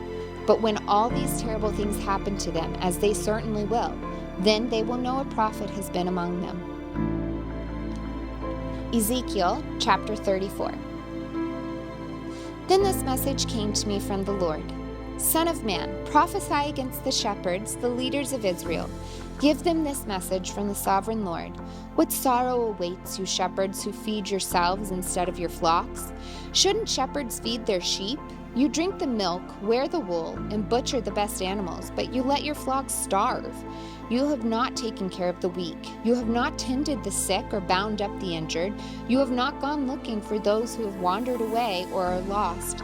Instead, you have ruled them with harshness and cruelty. So my sheep have been scattered without a shepherd, and they are easy prey for any wild animal. They have wandered through all the mountains and all the hills across the face of the earth, yet no one has gone to search for them. Therefore, you shepherds, hear the word of the Lord. As surely as I live, says the sovereign Lord, you abandoned my flock and let them be attacked by every wild animal. And though you are my shepherds, you didn't search for my sheep when they were lost. You took care of yourselves and left the sheep to starve. Therefore, you shepherds, hear the word of the Lord. This is what the sovereign Lord says. I now consider these shepherds my enemies, and I will hold them responsible for what has happened to my flock. I will take away their right to feed the flock, and I will stop them from feeding themselves. I will rescue my flock from their mountains. The sheep will no longer be their prey. For this is what the sovereign Lord says. I myself will search and find my sheep. I will be like a shepherd looking for a scattered flock. I will find my sheep and rescue them from all the places where they were scattered on the dark and cloudy day. I will bring them back home to their own land of Israel from among the people and nations. I will feed them on the mountains of Israel and by the rivers and in all the places where people live. Yes, I will give them good pasture land on the high hill of Israel. There they will lie down in pleasant places and feed in the lush pastures of the hills. I myself will tend my sheep and give them a place to lie down in peace, says the sovereign Lord. I will search for my lost ones who strayed away, and I will bring them safely home again. I will bandage the injured and strengthen the weakened. I will destroy those who are fat and powerful. I will feed them, yes, feed them justice. And as for you, my flock, this is what the sovereign Lord says to his people. I will judge between one animal of the flock and another, separating the sheep from the goats. Isn't it enough for you to keep the best of the pastures for yourself? Must you always trample down the rest? Isn't it enough for you to drink clear water for yourselves? Must you also muddy the rest with your feet? Why must my flock eat what you have trampled down and drink water you have fouled? Therefore, this is what the sovereign Lord says. I will surely judge between the fat sheep and the scrawny sheep. For you fat sheep pushed and butted and crowded my sick and hungry flock until you scattered them to distant lands. So I will rescue my flock, and they will no longer be abused. I will judge between one animal of the flock and another, and I will set over them one shepherd. my servant David. He will feed them and be shepherd to them. And I, the Lord, will be their God, and my servant David will be a prince among my people. I, the Lord, have spoken. I will make a covenant of peace with my people and drive away the dangerous animals from the land. Then they will be able to camp safely in the wildest places and sleep in the woods without fear. I will bless my people and their homes around my holy hill, and in the proper season I will send the showers they need. There will be showers of blessing. The orchards and fields of my people will yield bumper crops, and everyone will live in safety. When I have broken their chains of slavery and rescued them from those who enslaved them, then they will know that I am the Lord. They will no longer be prey for other nations, and wild animals will no longer devour them. They will live in safety, and no one will frighten them. And I will make their land famous for its crops, so my people will never again suffer from famines or the insults of foreign nations. In this way they will know that I, the Lord, their God, am with them, and they will know that they, the people of Israel, are the people, says the sovereign Lord. You are my flock, the sheep of my pasture. You are my people, and I am your God. I, the sovereign Lord, have spoken. Ezekiel chapter 35. Again a message came to me from the Lord. Son of man, turn and face Mount Seir, and prophesy against its people. Give them this message from the sovereign Lord. I am your enemy, O Mount Seir, and I will raise my fist against you to destroy you completely. I will demolish your cities and make you desolate. Then you will know that I am the Lord. Your eternal hatred for the people of Israel led you to butcher them when they were helpless, when I had already punished them for all their sins. As surely as I live, says the sovereign Lord, since you show no distaste for blood, I will give you a bloodbath of your own. Your turn has come. I will make Mount Seir utterly desolate, killing off all who try to escape and any who return. I will fill your mountains with the dead. Your hills, your valleys, and your ravines will be filled with people slaughtered by the sword. I will make you desolate forever. Your cities will never be rebuilt. Then you will know that I am the Lord. For you said, the lands of Israel and Judah will be ours. We will take possession of them. What do we care that the Lord is there? Therefore, as surely as I live, says the sovereign Lord, I will pay back your angry deeds with my own. I will punish you for all your acts of anger, envy, and hatred, and I will make myself known to Israel by what I do to you. Then you will know that I, the sovereign Lord, have heard every contemptuous word for you spoke against the mountains of Israel. For you said, they are desolate. They have been given to us as food to eat. In saying that, you boasted proudly against me, and I have heard it all. This is what the sovereign Lord says. The whole world will rejoice when I make you desolate. You rejoiced at the desolation of Israel's territory. Now I will rejoice at yours. You will be wiped out, you people of Mount Seir, and all who live in Edom. You will know that I am the Lord. Ezekiel chapter 36. Son of man, prophesy to Israel's mountains. Give them this message. O mountains of Israel, hear the word of the Lord. This is what the sovereign Lord says. Your enemies have taunted you, saying, Aha! Now the ancient heights belong to us. Therefore, Son of man, give the mountains of Israel this message from the sovereign Lord. Your enemies have attacked you from all directions, making you the property of many nations and the object of much mocking and slander.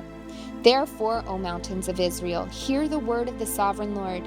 He speaks to the hills and mountains, ravines and valleys, and to ruined wastes and long deserted cities that have been destroyed and mocked by the surrounding nations. This is what the sovereign Lord says. My jealous anger burns against these nations, especially Edom, because they have shown utter contempt for me by gleefully taking my land for themselves as plunder. Therefore, prophesy to the hills and mountains, the ravines and valleys of Israel. This is what the sovereign Lord says. I am furious that you have suffered shame before the surrounding nations. Therefore, this is what the sovereign Lord says. I have taken a solemn oath that those nations will soon have their own shame to endure. But the mountains of Israel will produce heavy crops of fruit for my people. for they will be coming home again soon. See, I care about you, and I will pay attention to you. Your ground will be plowed and your crops planted.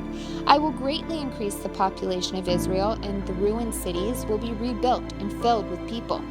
I will increase not only the people, but also your animals. O mountains of Israel, I will bring people to live on you once again. I will make you even more prosperous than you were before.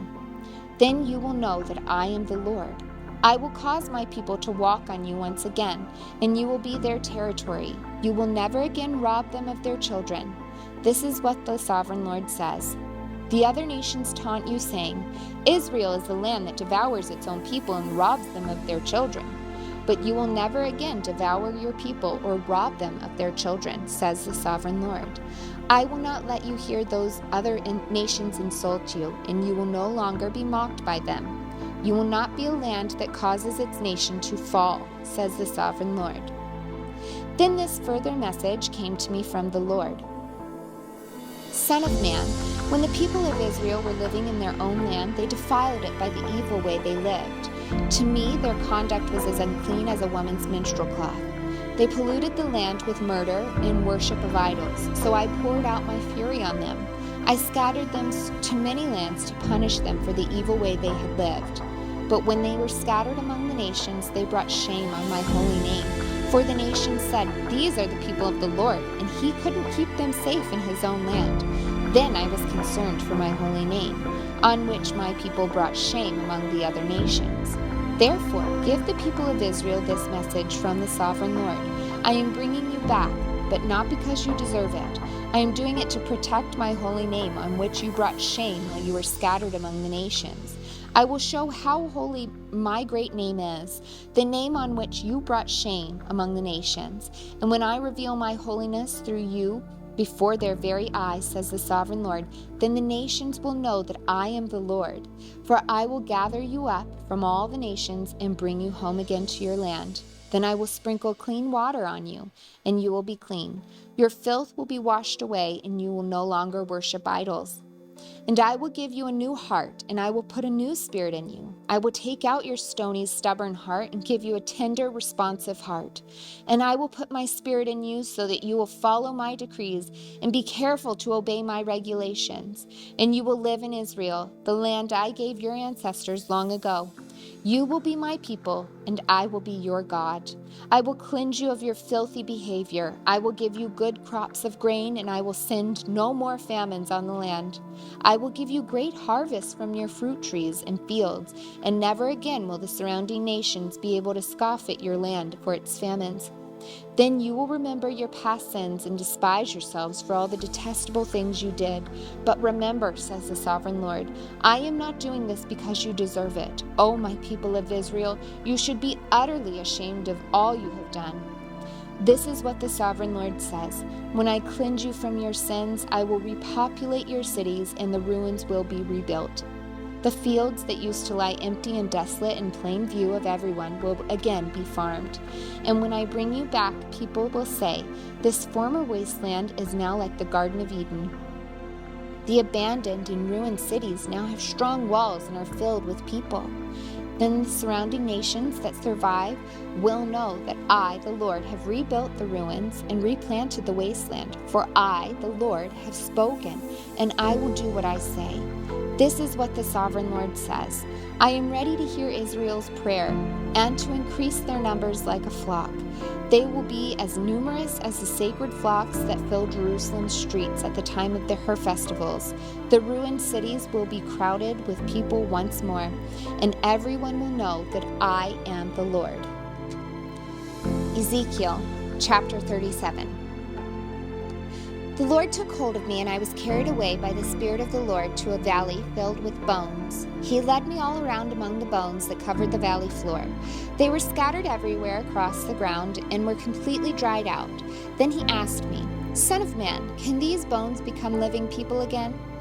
O sovereign Lord, I replied, you alone know the answer to that. Then he said to me, Speak a prophetic message to these bones and say, Dry bones, listen to the word of the Lord. This is what the sovereign Lord says. Look, I am going to put breath into you and make you live again. I will put flesh and muscles on you and cover you with skin. I will breathe into you and you will come to life. Then you will know that I am the Lord." So I spoke this message just as he told me. Suddenly, as I spoke, there was a rattling noise all across the valley. The bones of each body came together and attached themselves to complete skeletons. Then I watched muscles and flesh formed over the bones. Then skin formed to cover their bodies, but they still had no breath in them. Then he said to me, "Speak a prophetic message to the winds, Son of man. Speak a prophetic message and say, 'This is what the Sovereign Lord says. Come, O breath, from the four winds. Breathe into these dead bodies so they may live again.' So I spoke the message as he commanded me, and breath came into their bodies. They all came to life and stood up on their feet, a great army. Then he said to me, 'Son of man, these bones represent the people of Israel. They are saying, we have become old, dry bones. All hope is gone. Our nation is finished. Therefore prophesy to them and say, this is what the Sovereign Lord says. O my people, I will open your graves of exile and cause you to rise again. Then I will bring you back to the land of Israel. When this happens, O my people, you will know that I am the Lord. I will put my spirit in you, and you will live again and return home to your own land. Then you will know that I, the Lord, have spoken, and I have done what I said. Yes, the Lord has spoken." Again a message came to me from the Lord. "Son of man, take a piece of wood and carve on it these words. This represents Judah and its allied tribes. Then take another piece and carve these words on it. This represents Ephraim and the northern tribes of Israel. Now hold them together in your hands as if they were one piece of wood. When your people ask you what your actions mean, say to them, 'This is what the Sovereign Lord says. I will take Ephraim and the northern tribes and join them to Judah. I will make them one piece of wood in my hand. Then hold out the pieces of wood you have inscribed so the people can see them, and give them this message from the Sovereign Lord. I will gather the people of Israel from among the nations. I will bring them home to their own land from the places where they have been scattered. I will unify them into one nation on the mountains of Israel. One king will rule them all. No longer will they be divided into two nations or into two kingdoms. They will never again pollute themselves with their idols and vile images in rebellion, for I will save them from their sinful apostasy. I will cleanse them. Then they will truly be my people, and I will be their God. My servant David will be their king, and they will have only one shepherd. They will obey regulations and be careful to keep my decrees. They will live in the land I gave my servant Jacob, the land where their ancestors lived. They and their children and grandchildren will after them will live there forever, generation after generation. Again, my servant David will be their prince forever, and I will make a covenant of peace with them, an everlasting covenant. I will give them their land and increase their numbers, and I will put my temple among them forever. I will make my home among them. I will be their God, and they will be my people. And when my temple is among them forever, the nations will know that I am the Lord who makes Israel holy. Ezekiel chapter 38. This is another message that came to me from the Lord. Son of man, turn and face Gog of the land of Magog, the prince who rules over the nations of Meshech and Tubal, and prophesy against him. Give him this message from the Sovereign Lord. Gog, I am your enemy. I will turn you around and put hooks in your jaws to lead you out with your whole army, your horses and charioteers in full armor, and a great horde armed with shields and swords. Persia, Ethiopia, and Libya will join you too, with all their weapons. Gomer and all its armies will also join you, along with the armies of Beth-Gel-Tamar from a distant north, and many others. Get ready, be prepared. Keep all the armies around you mobilized, and take command of them. A long time from now, you will be called into action. In the distant future, you will swoop down on the land of Israel, which will be enjoying peace after recovering from war and after its people have returned from many lands to the mountains of Israel. You and your allies, a vast and awesome army, will roll down on them like a storm and cover the land like a cloud. This is what the Sovereign Lord says. At that time, evil thoughts will come to your mind, and you will devise a wicked scheme. You will say, Israel is an unprotected land filled with unwalled villages. I will march against her and destroy these people who live in such confidence. I will go to those formerly desolate cities and that are now filled with people who have returned from exile in many nations. I will capture vast amounts of plunder for the people who are rich with livestock and other possessions now. They think the whole world revolves around them. But Sheba and Dedan and merchants of Tarshish will ask, do you really think the armies you have gathered can rob them with silver and gold? Do you think that you can drive away their livestock and seize their goods and carry off plunder? Therefore, Son of Man, prophesy against Gog. Give him this message from the sovereign Lord. When my people are living in peace in their land, then you will rouse yourself. You will come from your homeland in the distant north with your vast cavalry and your mighty army. And you will attack my people Israel, covering their land like a cloud. At that time in the distant future, I will bring you against my land as everyone watches, and my holiness will be displayed by what happens to you, Gog. Then all the nations will know that I am the Lord. This is what the sovereign Lord asks. Are you the one I was talking about long ago when I announced through Israel's prophet that in the future I would bring you against my people? But this is what the sovereign Lord says. When Gog invades the land of Israel, my fury will boil over. In my jealousy and blazing anger, I promise a mighty shaking in the land of Israel on that day. All living things, the fish in the sea, the birds of the sky, the animals of the field, the small animals that scurry along the ground, and all the other people on earth will quake in terror at my presence. Mountains will be thrown down, cliffs will crumble, walls will fall to the earth. I will summon the sword against you on all the hills of Israel, says the sovereign Lord. Your men will turn their swords against each other. I will punish you and your armies with disease and with bloodshed. I will send torrential rain, hailstorms, fire, and burning sulfur. In this way I will show my greatness and holiness, and I will make myself known to all the nations of the world. Then they will know that I am the Lord. Ezekiel chapter 39. Son of man, prophesy against Gog. Give him this message from the sovereign Lord. I am your enemy, O Gog, ruler of the nations of Meshech and Tubal. I will turn you around and drive you toward the mountains of Israel, bringing you from the distant north. I will knock the bow from your head and your left hand, and arrows from your right hand, and I will leave you helpless. You and your army and your allies will all die on the mountain. I will feed you to the vultures and wild animals. You will fall in the open fields, for I have spoken, says the sovereign Lord, and I will rain down fire on Magog and all your allies who live safely on the coasts. Then they will know that I am the Lord. In this way I will make known my holy name among my people of Israel. I will not let anyone bring shame on it, and the nations too will know that I am the Lord, the Holy One of Israel. That day of judgment will come, says the sovereign Lord. Everything will happen just as I have declared it. Then the people in the towns of Israel will go out and pick up your small and large shields, bows and arrows, javelins and spears. They will use them for fuel. There will be enough to last them for 7 years. They won't need to cut wood from the fields or forests, for these weapons will give them all the fuel they need.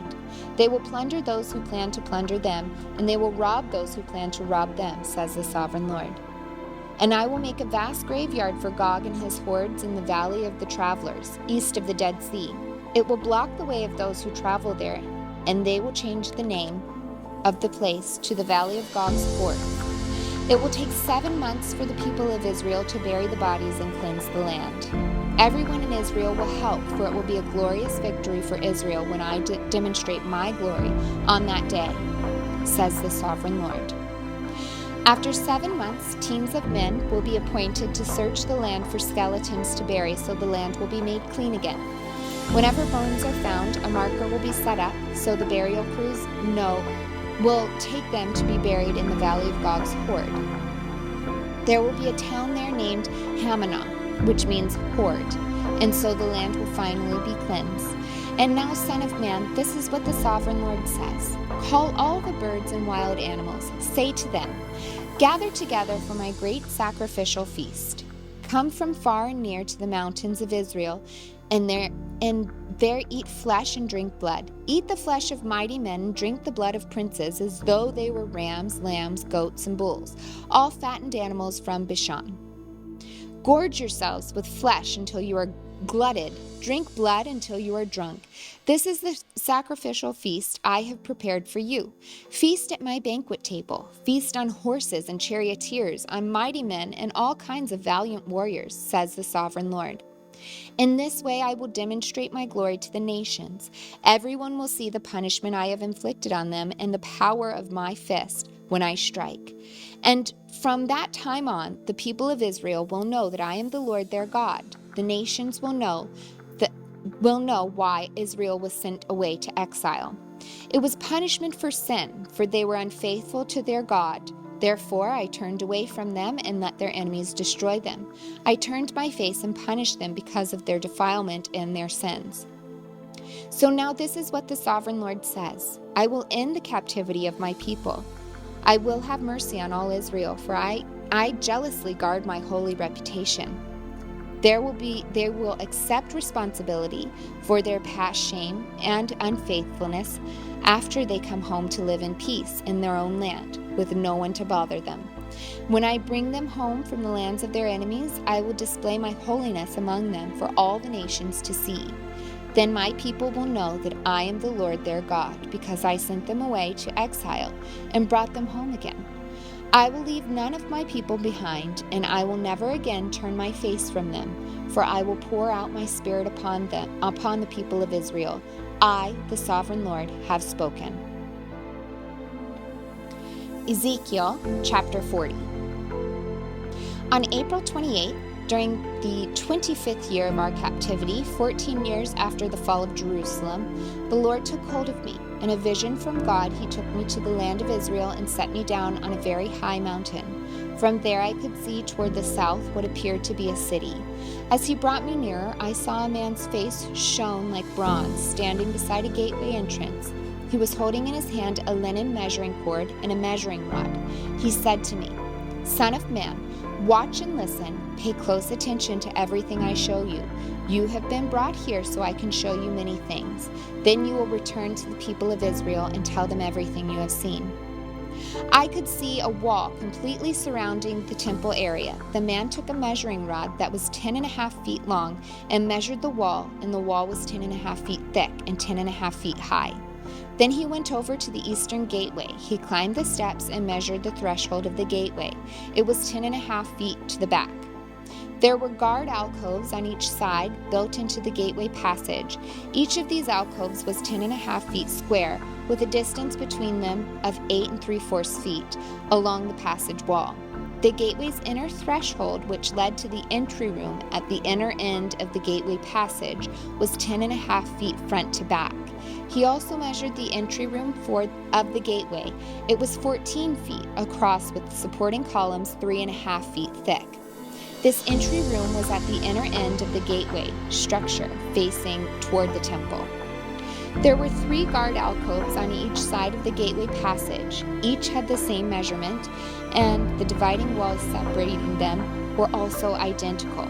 The man measured the gateway entrance, which was 17.5 feet wide at the opening and 22 3/4 feet wide at the gateway passage. In front of each of the guard alcoves was a 21-inch curb. The alcoves themselves were 10.5 feet on each side. Then he measured the entire width of the gateway, measuring the distance between the back walls of facing guard alcoves.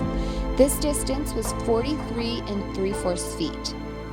He measured the dividing walls all along the inside of the gateway up to the entry room of the gateway. This distance was 105 feet.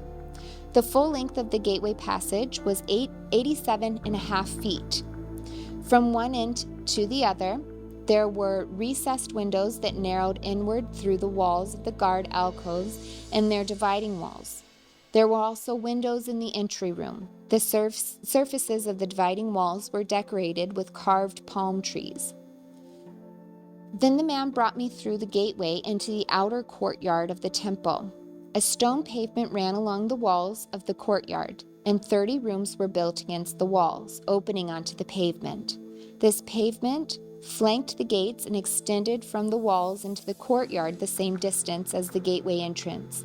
This was the lower pavement. Then the man measured across the temple's outer courtyard between the outer and inner gateways. The distance was 175 feet. The man measured the gateway on the north, just like the one on the east. Here, too, there were 3 guard alcoves on each side, with dividing walls and an entry room. All the measurements matched those of the east gateway. The gateway passage was 87.5 feet long and 43 3/4 feet wide between the back walls of facing guard alcoves. The windows, the entry room, and the palm tree decorations were identical to those of the east gateway.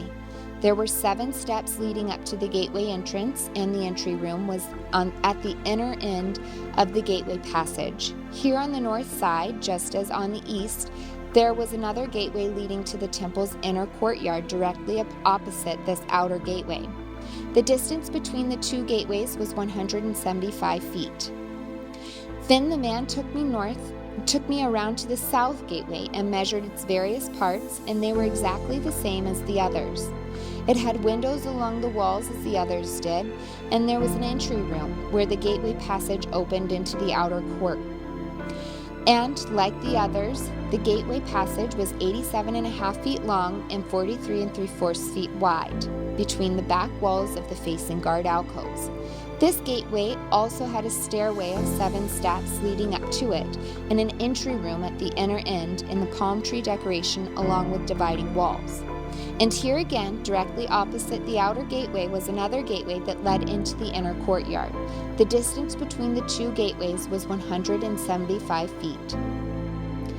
Then the man took me to the south gateway, leading into the inner courtyard. He measured it, and it had the same measurements as the other gateways. Its guard alcoves, dividing walls, and entry room were the same size as those in the others.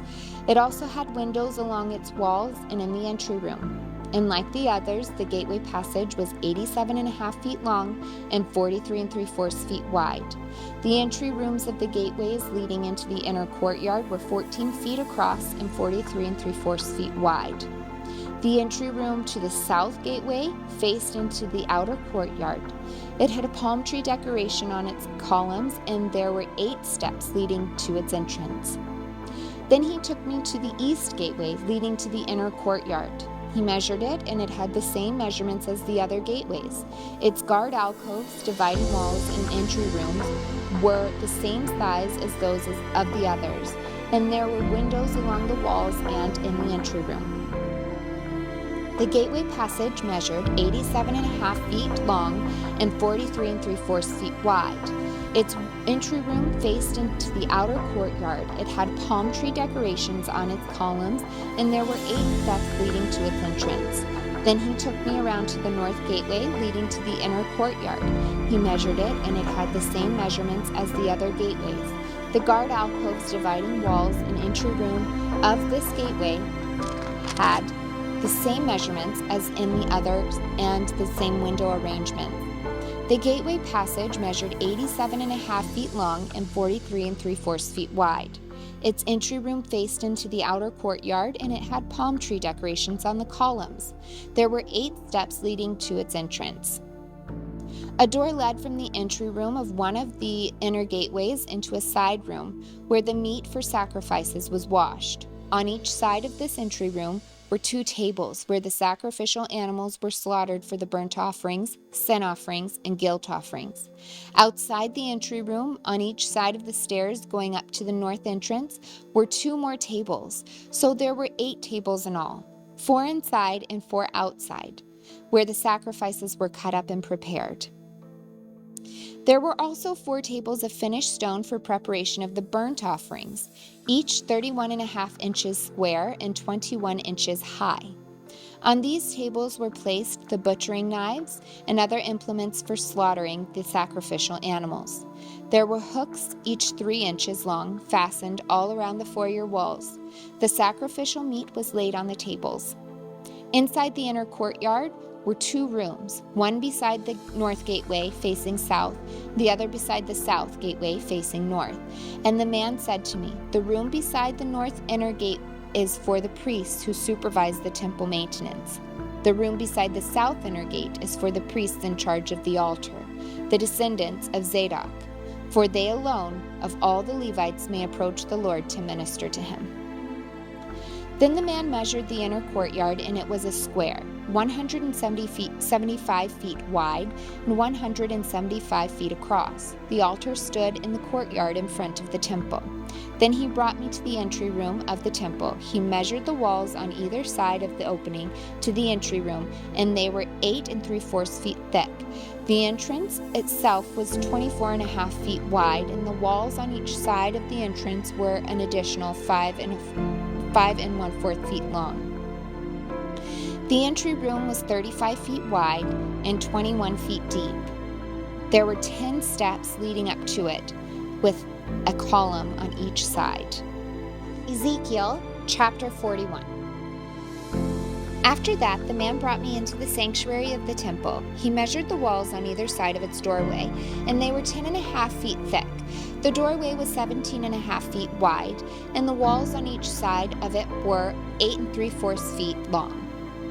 The sanctuary itself was 70 feet long and 35 feet wide. Then he went beyond the sanctuary into the inner room. He measured the walls on either side of its entrance, and they were 3.5 feet thick. The entrance was 10.5 feet wide, and the walls on each side of the entrance were 12 1/4 feet long. The inner room of the sanctuary was 35 feet long and 35 feet wide. This, he told me, is the most holy place. Then he measured the wall of the temple, and it was 10.5 feet thick. There was a row of rooms along the outside wall. Each room was 7 feet wide. These side rooms were built in 3 levels, one above the other, with 30 rooms on each level. The supports for these side rooms rested on exterior ledges on the temple wall. They did not extend into the wall. Each level was wider than the one below it, corresponding to the narrowing of the temple wall as it rose higher. A stairway led up from the bottom level through the middle level to the top level.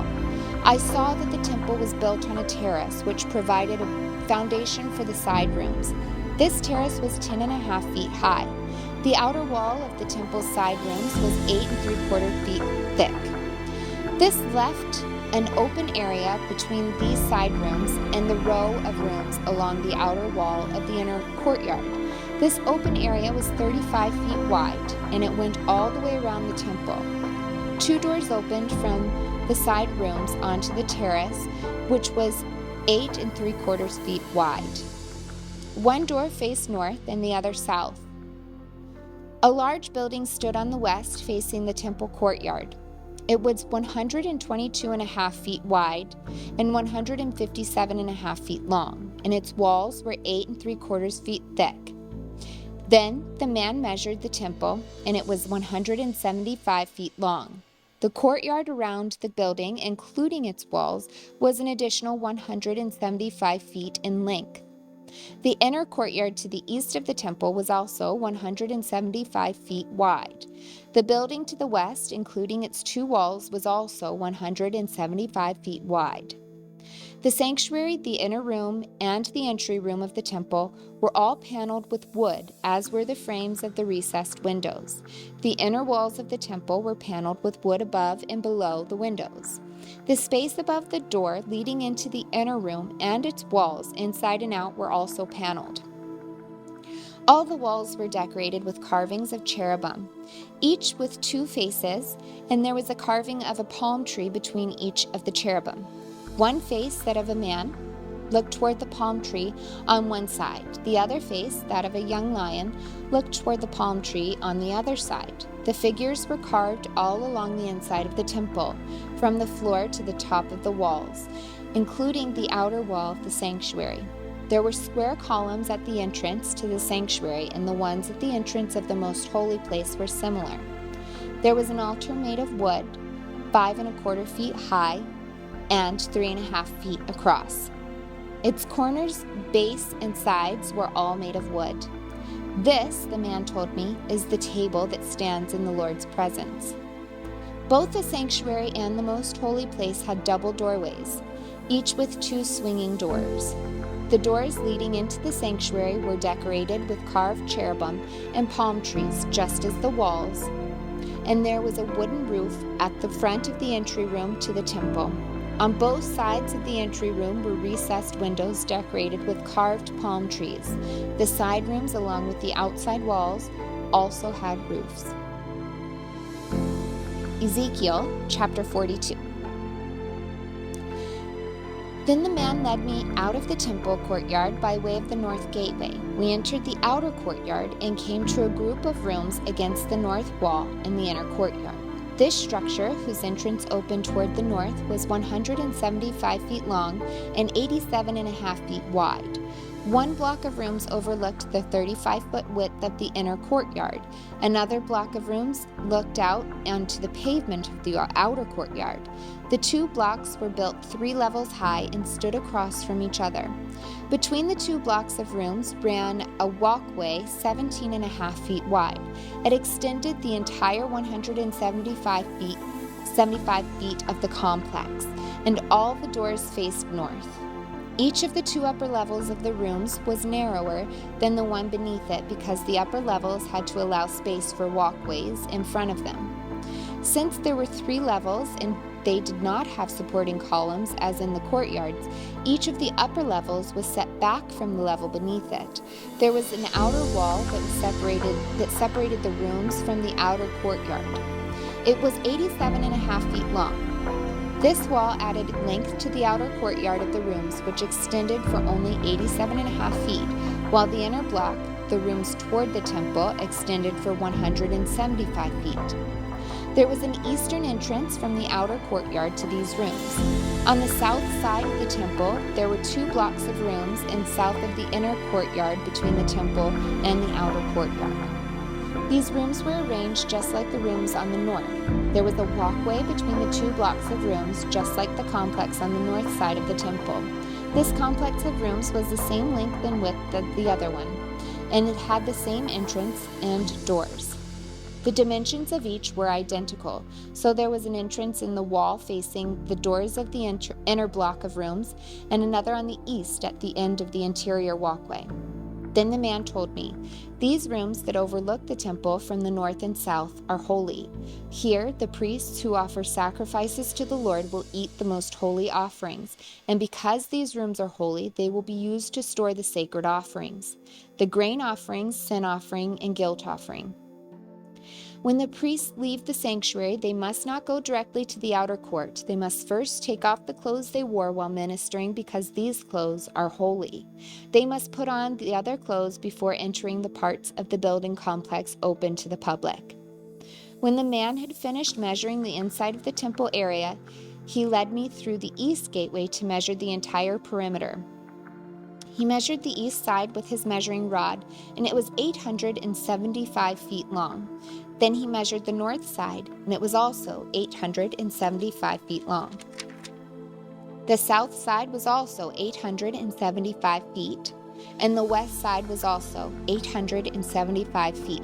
So the area was 875 feet on each side with a wall all around it to separate what was holy from what was common. Ezekiel chapter 43. After this, the man brought me back around to the east gateway. Suddenly, the glory of the Lord of Israel appeared from the east. The sound of his coming was like the roar of rushing waters, and the whole landscape shone with his glory. This vision was just like the others I had seen, first by the Kibar River, and then when he came to destroy Jerusalem. I fell face down on the ground, and the glory of the Lord came into the temple through the east gateway. Then the Spirit took me up and brought me into the inner courtyard, and the glory of the Lord filled the temple, and I heard someone speaking to me from within the temple, while the man who had been measuring stood beside me. The Lord said to me, "Son of man, this is the place of my throne and the place where I will rest my feet. I will live here forever among the people of Israel. They and their kings will not defile my holy name any longer by their adulterous worship of other gods or by honoring the relics of their kings who have died. They put their idol altars right next to mine with only a wall between them and me. They defiled my holy name by such detestable sin, so I consumed them in my anger. Now let them stop worshiping other gods and honoring the relics of their kings, and I will live among them forever. Son of man, describe to the people of Israel the temple I have shown you, so they will be ashamed of all their sins. Let them study its plan, and they will be ashamed of what they have done. Describe to them all the specifications of the temple, including its entrances and exits and everything else about it. Tell them about its decrees and laws. Write down all these specifications and decrees as they watch, so they will be sure to remember and follow them. And this is the basic law of the temple: absolute holiness. The entire top of the mountain where the temple is built is holy. Yes, this is the basic law of the temple. These are the measurements of the altar. There is a gutter all around the altar 21 inches deep and 21 inches wide, with a curb 9 inches wide around its edge, and this is the height of the altar. From the gutter the altar rises 3.5 feet to a lower ledge that surrounds the altar and is 21 inches wide. From the lower ledge to the altar rises 7 feet to the upper ledge that is also 21 inches wide. The top of the altar, the hearth, rises another 7 feet higher with a horn rising up from each of the 4 corners. The top of the altar is square, measuring 21 feet by 21 feet. The upper ledge also forms a square measuring 24.5 feet by 24.5 feet, with a 21-inch gutter and a 10.5-inch curb all around the edge. There are steps going up the east side of the altar.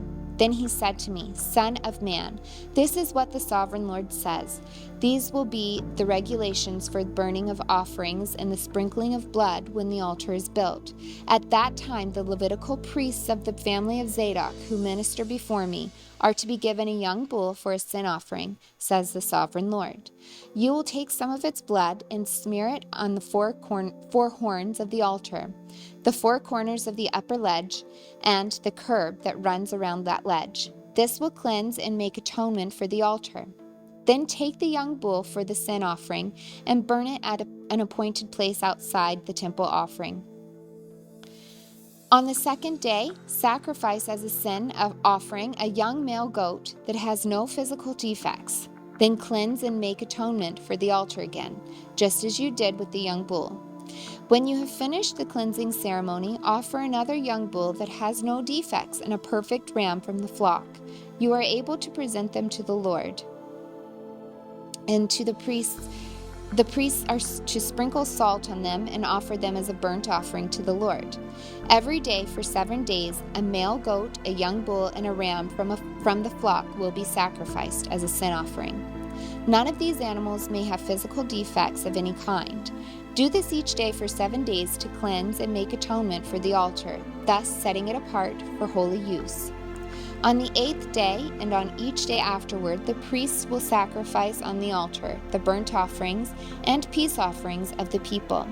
Then I will accept you. I, the sovereign Lord, have spoken. Ezekiel chapter 44. Then the man brought me back to the east gateway and the outer wall of the temple area, but it was closed. And the Lord said to me, This gate must remain closed. It will never again be opened. No one will open it and pass through, for the Lord, the God of Israel, has entered here. Therefore it must always remain shut. Only the prince himself may sit inside this gateway to feast in the Lord's presence, but he may come and go only through the entry room of the gateway. Then the man brought me through the north gateway to the front of the temple. I looked and saw that the glory of the Lord filled the temple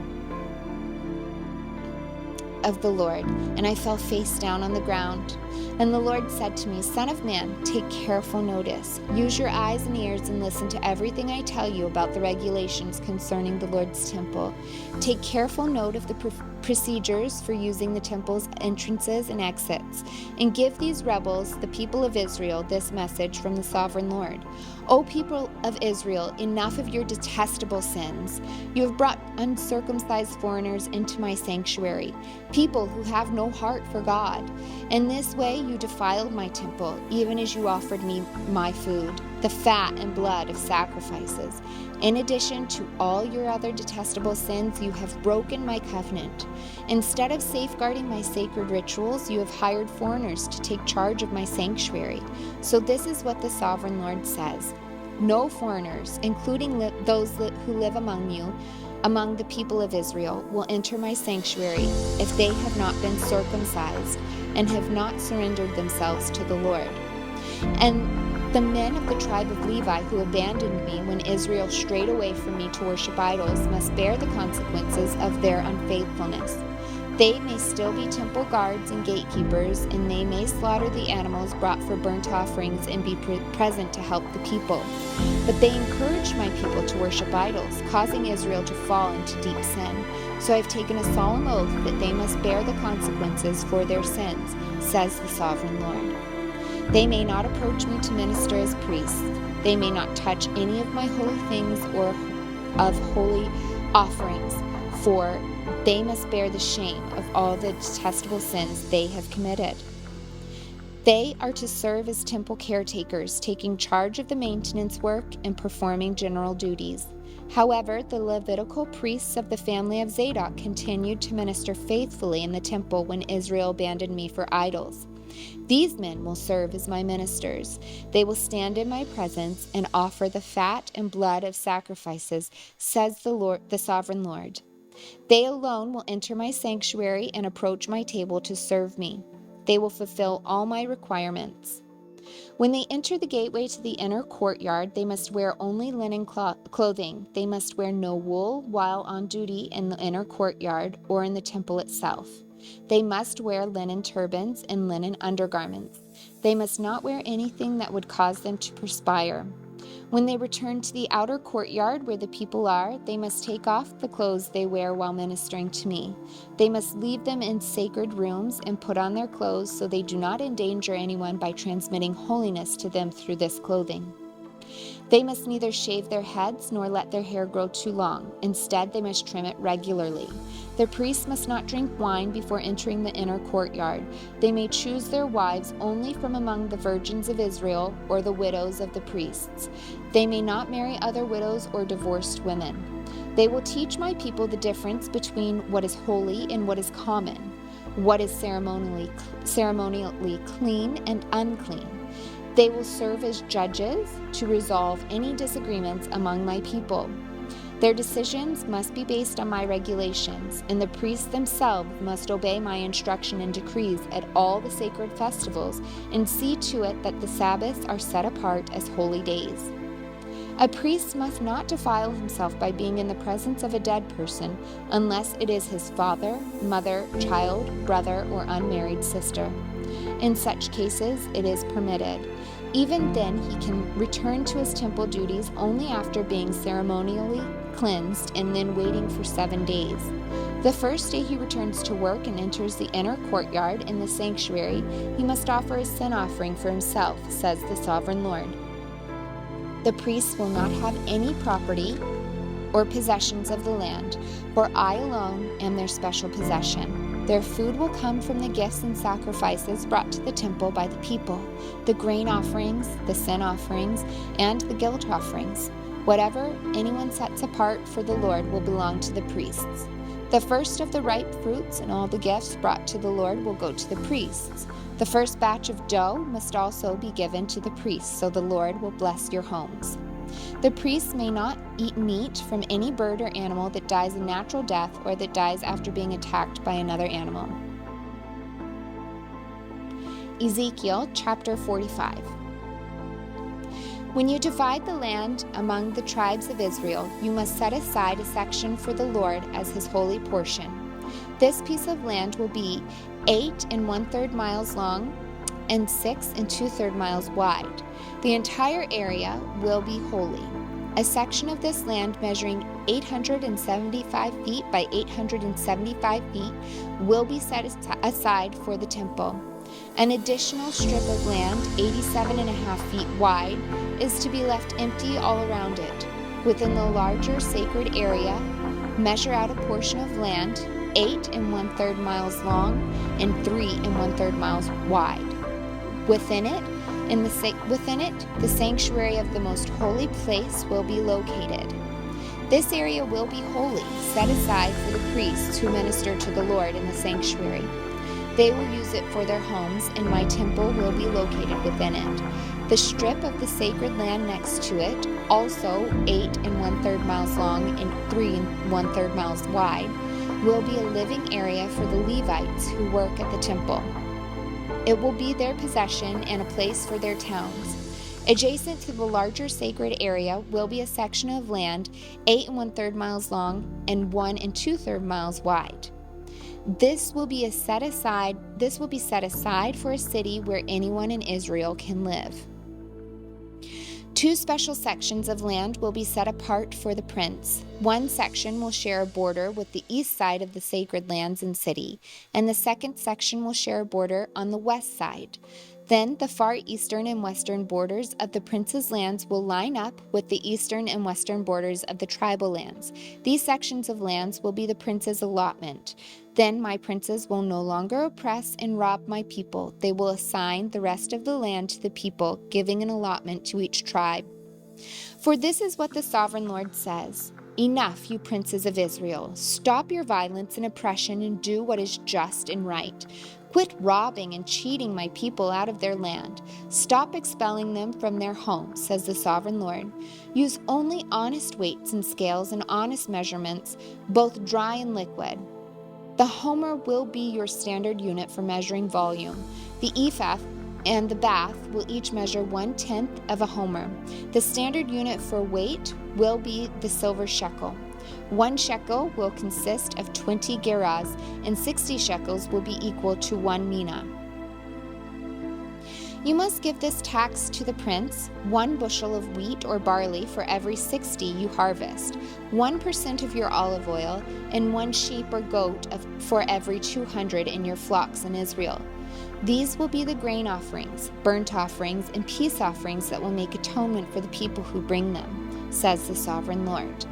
All the people of Israel must join in bringing these offerings to the prince. The prince will be required to provide offerings that are given at the religious festivals, the new moon celebrations, the Sabbath days, and all other similar occasions. He will provide the sin offerings, burnt offerings, grain offerings, liquid offerings, and peace offerings to purify the people of Israel, making them right with the Lord. This is what the sovereign Lord says: In early spring, on the first day of each new year, sacrifice a young bull with no defects to purify the temple. The priest will take blood from this sin offering and put it on the doorposts of the temple, the 4 corners of the upper ledge of the altar, and the gateposts at the entrance to the inner courtyard. Do this also on the 7th day of the new year for anyone who has sinned through error or ignorance. In this way, you will purify the temple. On the 14th day of the first month, you must celebrate the Passover. This festival will last for 7 days. The bread you eat during that time must be made without yeast. On the day of Passover, the prince will provide a young bull as a sin offering for himself and the people of Israel. On each of the 7 days of the feast, he will prepare a burnt offering to the Lord, consisting of 7 young bulls and 7 rams without defects. A male goat will also be given each day for a sin offering. The prince will provide a basket of flour as a grain offering and a gallon of olive oil with each young bull and ram. During the 7 days of the Festival of Shelters, which occurs every year in early autumn, the prince will provide the same sacrifices for the sin offering, the burnt offering, and the grain offering, along with the required olive oil.